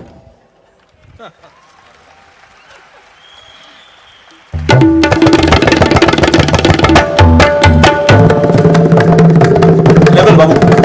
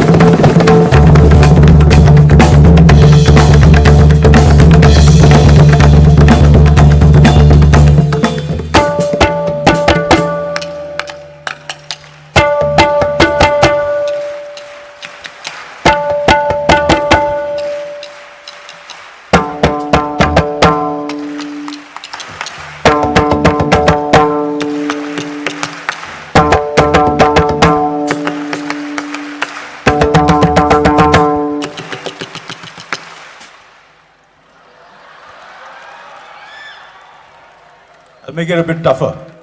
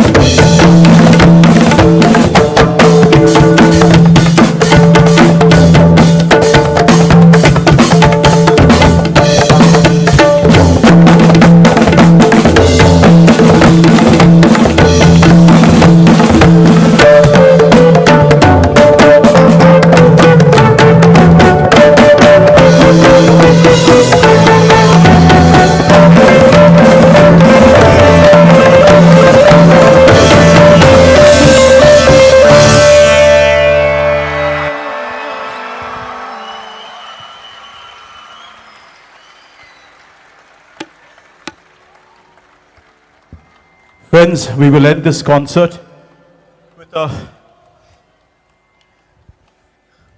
this piece is very close to my heart. I had the great fortune of playing with one of India's greatest musicians ever. A musician like that comes in every 100, 200 years. He's no more. I'm talking about the great Pandit Ravi Shankar ji, with whom I played for 12 long years. I played almost 1,000 concerts with him. This piece was composed as the concert for Bangladesh in 1971. And it is interesting because though the Honorable Vice President is not here, I remember having played this for him when he was Governor of West Bengal. And we had a beautiful army concert for 1971. And this piece is set to a beautiful melody from Bengal. But we are going to fuse it with two devotional songs. One is a kirtan from Bengal, Hori Horao, which Nirmal will sing, and another which Sudha has chosen, a beautiful song. And we are going to fuse all of it together and end with a bandish again by Pandit Ravi Shankar ji, which Abhishek and all of us will play together and end the concert. So here's our dedication to our Guru, Pandit Ravi Shankar ji, the Guru of Indian music. Thank you. Oh, can I get some low end on my baya, please? I have nothing on the baya.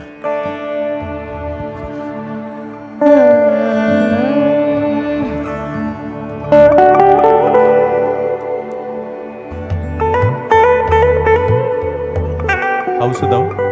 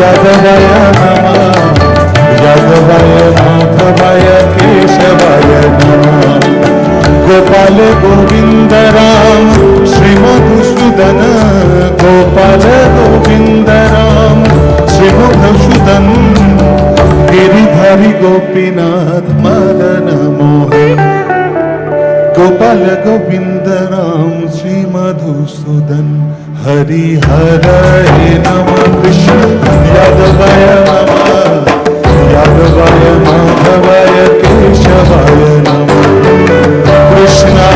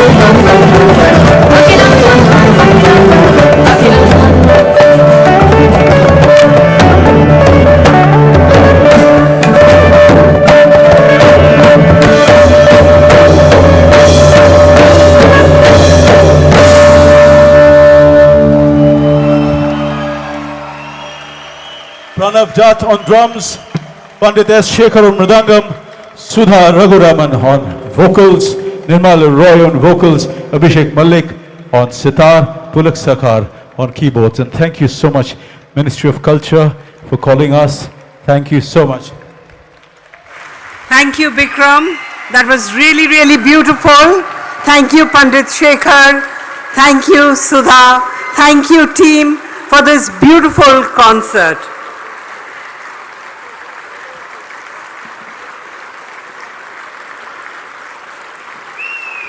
Some members of the Warkari Sampradaya of Maharashtra are very, very impressed with Sudha's singing and they would like to felicitate her specifically. May I invite the members of the Sampradaya on stage to felicitate Sudha Raghuraman.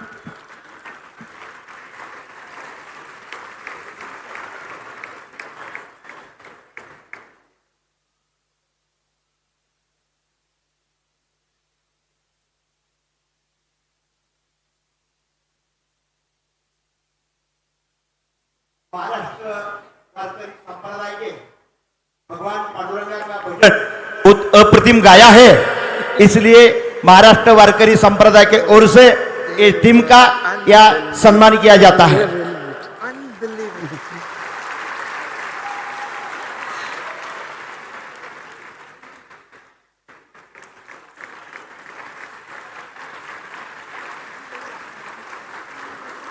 We will continue the evening's program now.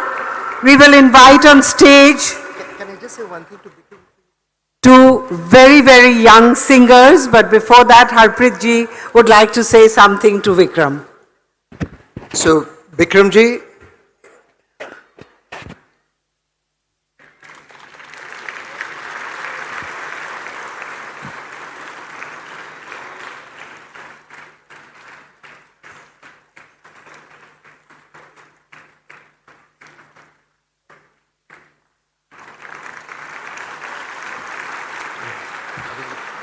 once you finish it. No, it's okay. Harpreet ji would like to say something. It's okay. I think it's specifically for you, Bikram ji. Absolutely outstanding. A huge round of applause to this incredible team. And Bikram, the one thing I wanted to say, if I knew slap is melodious, I wish I was slapped around more as a kid. I mean, it was unbelievable, unbelievable. Thank you so much. Really. God bless. Thank you so much. God bless you so much. Thank you. I couldn't show myself.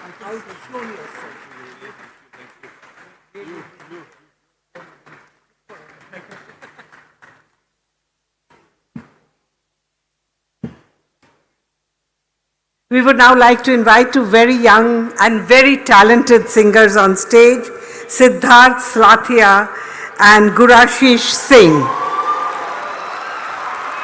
They are followers of God Home Journey and disciples of Masterji, and they are going to present some very, very beautiful music for us. So just give us a few moments as they get their mics set for the evening's program.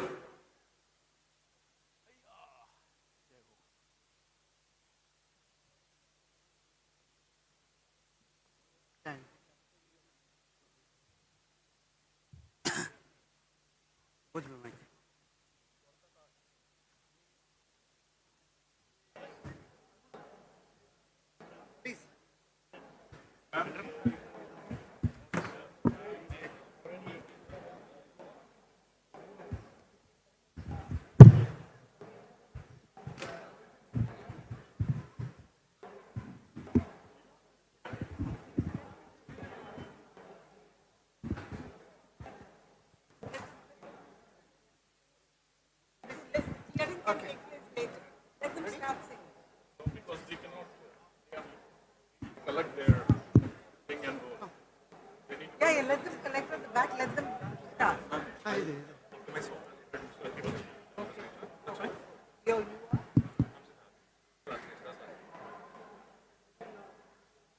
Coming on stage first will be Siddharth Slathia. And after that, we will have Gurashish sing. They are very talented young musicians. Please give them a huge round of applause. Please welcome them on stage.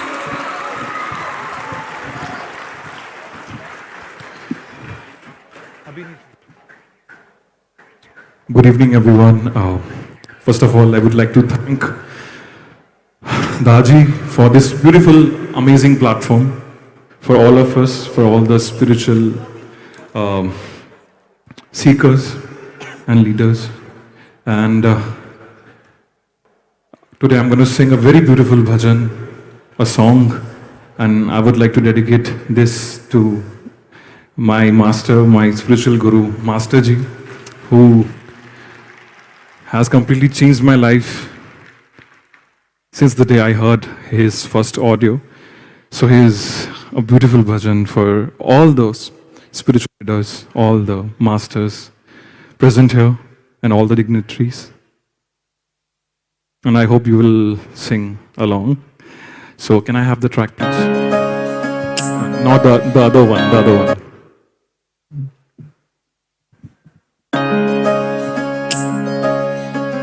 Not this one.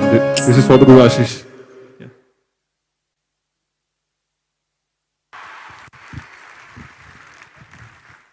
Now I would like to call my brother Gurashish Singh to sing few songs, few bhajans for all of you. Please, तालियां हो जाएं जोर से.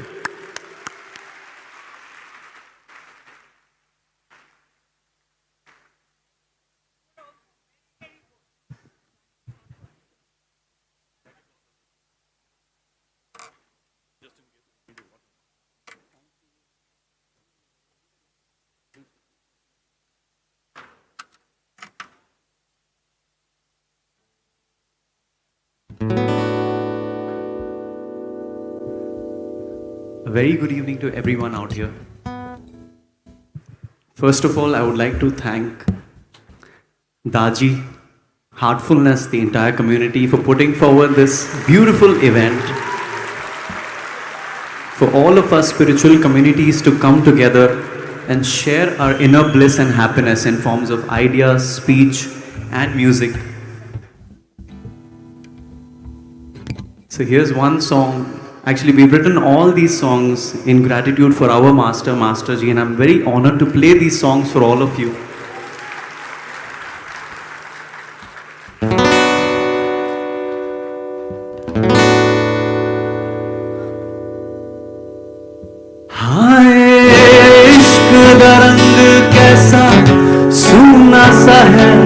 पिया मुझ में भी होके अधूरा सा है, ओ सामने खुदा है, दिखते गुरु है, संग होके भी क्यों मुझसे जुदा है।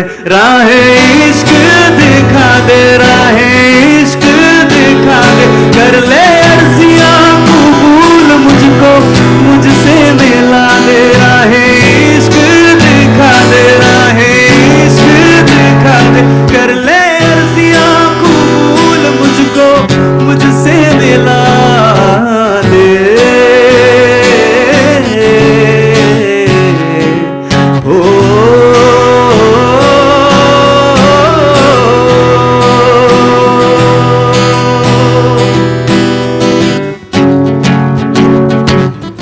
माना है हुजूर तू, माना है कसूर तो, अर्जियां मेरी तू कर ले कबूल।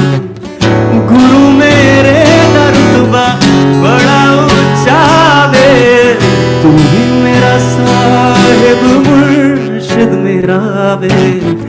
सांस पे हर तेरी आस टिकी तू है, दिल में फिर भी तेरी प्यास जगी।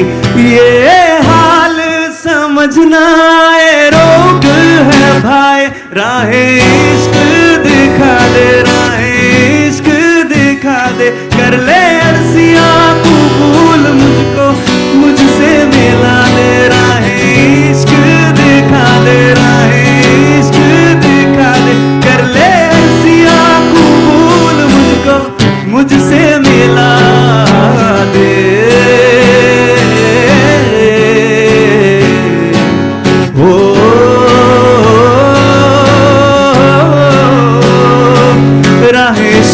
दिखा दे मुझे, दिखा दे मुझे, अपना बना ले मुझे, बना ले मुझे, खुद से मिला दे मुझे, मिला दे मुझे, खुद से मिला के मुझे मुझसे मिला दे राहे इश्क दिखा दे मुझे, दिखा दे मुझे, अपना बना ले मुझे, बना ले मुझे, खुद से मिला दे मुझे, मिला दे मुझे, खुद से मिला के मुझे मुझसे मिला दे.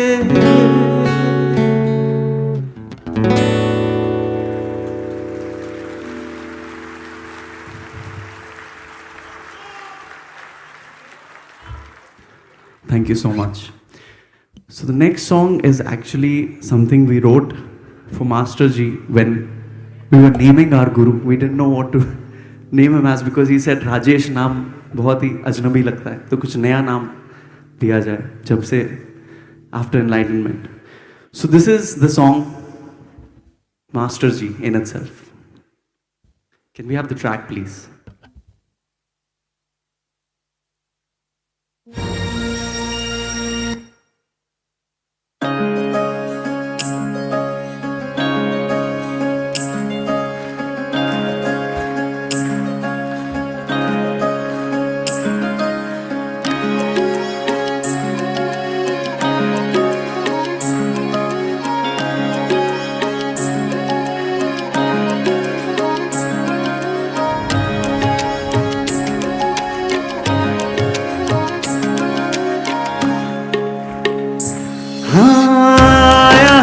दिल में लेके प्यार की गंगा,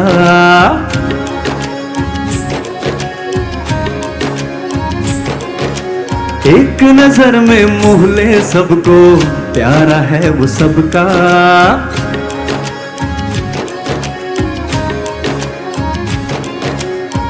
आया है वो दिल में लेके प्यार की गंगा, एक नजर में मोह ले सबको, प्यारा है वो सबका.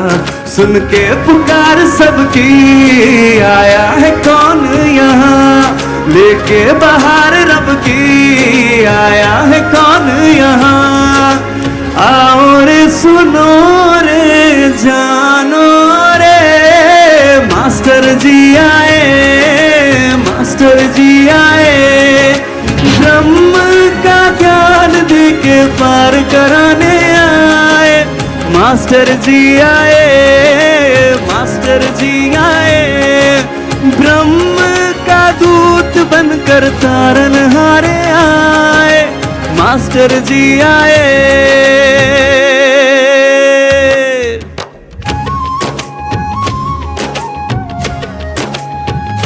जब मैं मास्टर जी कह रहा हूं तो ये उन सब गुरुदेव, सब गुरुओं के लिए है, क्योंकि हर गुरु में मुझे मास्टर जी ही दिखते हैं.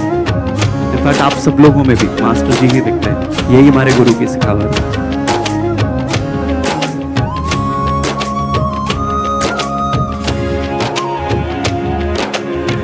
84 के चक्कर से है बचाने आए,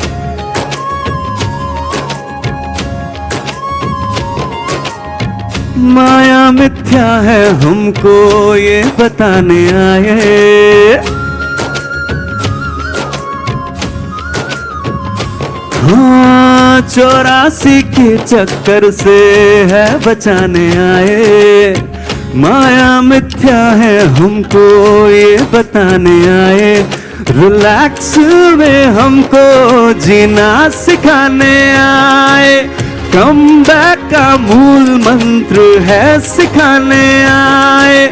वाणी में उसकी डूब जाओ रे, मास्टर जी आए, मास्टर जी आए, ब्रह्म का दूत बनकर तारनहारे आए. मास्टर जी आए, मास्टर जी आए, 800 करोड़ को संदेश देने आए. मास्टर जी आए.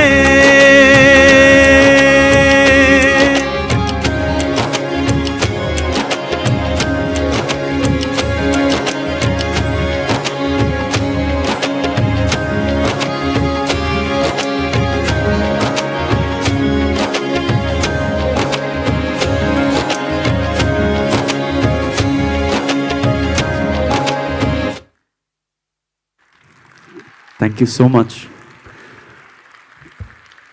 So to end this night, I want to call on stage Siddharth and हम दोनों एक गाना आप लोगों के लिए हम दोनों साथ में एक गाना गाना चाहेंगे एंड इस प्यारी सी शाम को यहीं पर समाप्ति देना चाहेंगे. सो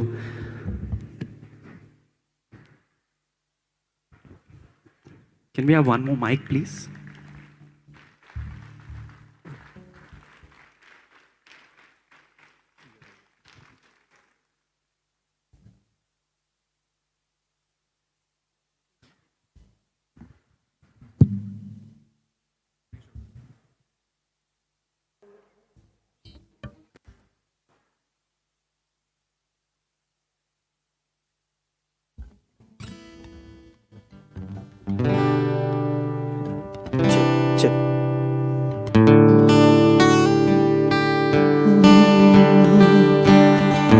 It's an honor to sing for you all and for our Master Ji, and to end this beautiful evening with this.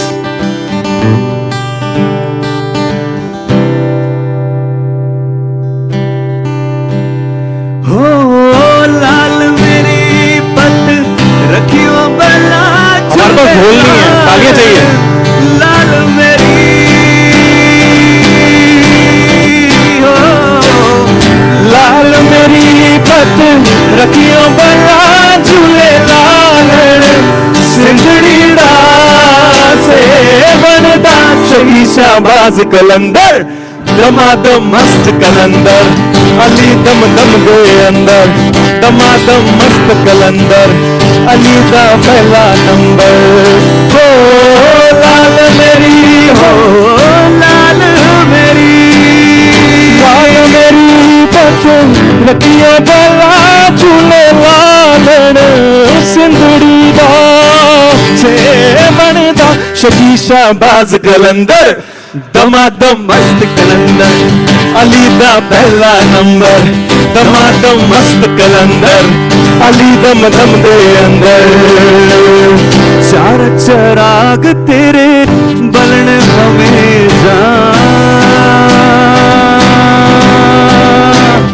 हो चार चराग तेरे बलन हमेशा चार चराग तेरे बलन हमेशा पंजवा में बालन आयो बला झूले लालन पंजवा में बालन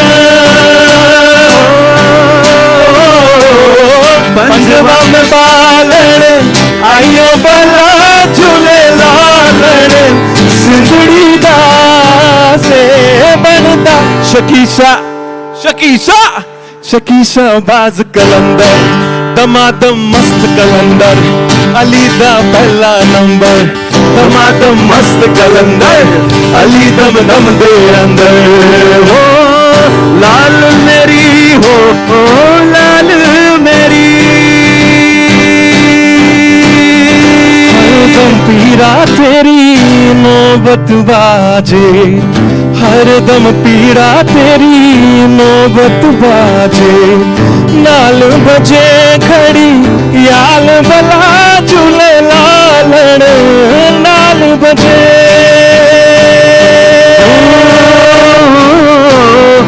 नाल बजे घड़ी याल बला झूले लालन सिरगड़ी दा से बनदा सही शाबाज कलंदर दमादम मस्त कलंदर अली दा पहला नंबर दमादम मस्त कलंदर अली दम दम दे अंदर दमादम मस्त कलंदर अली दा पहला नंबर दमादम मस्त कलंदर अली दम दम दे अंदर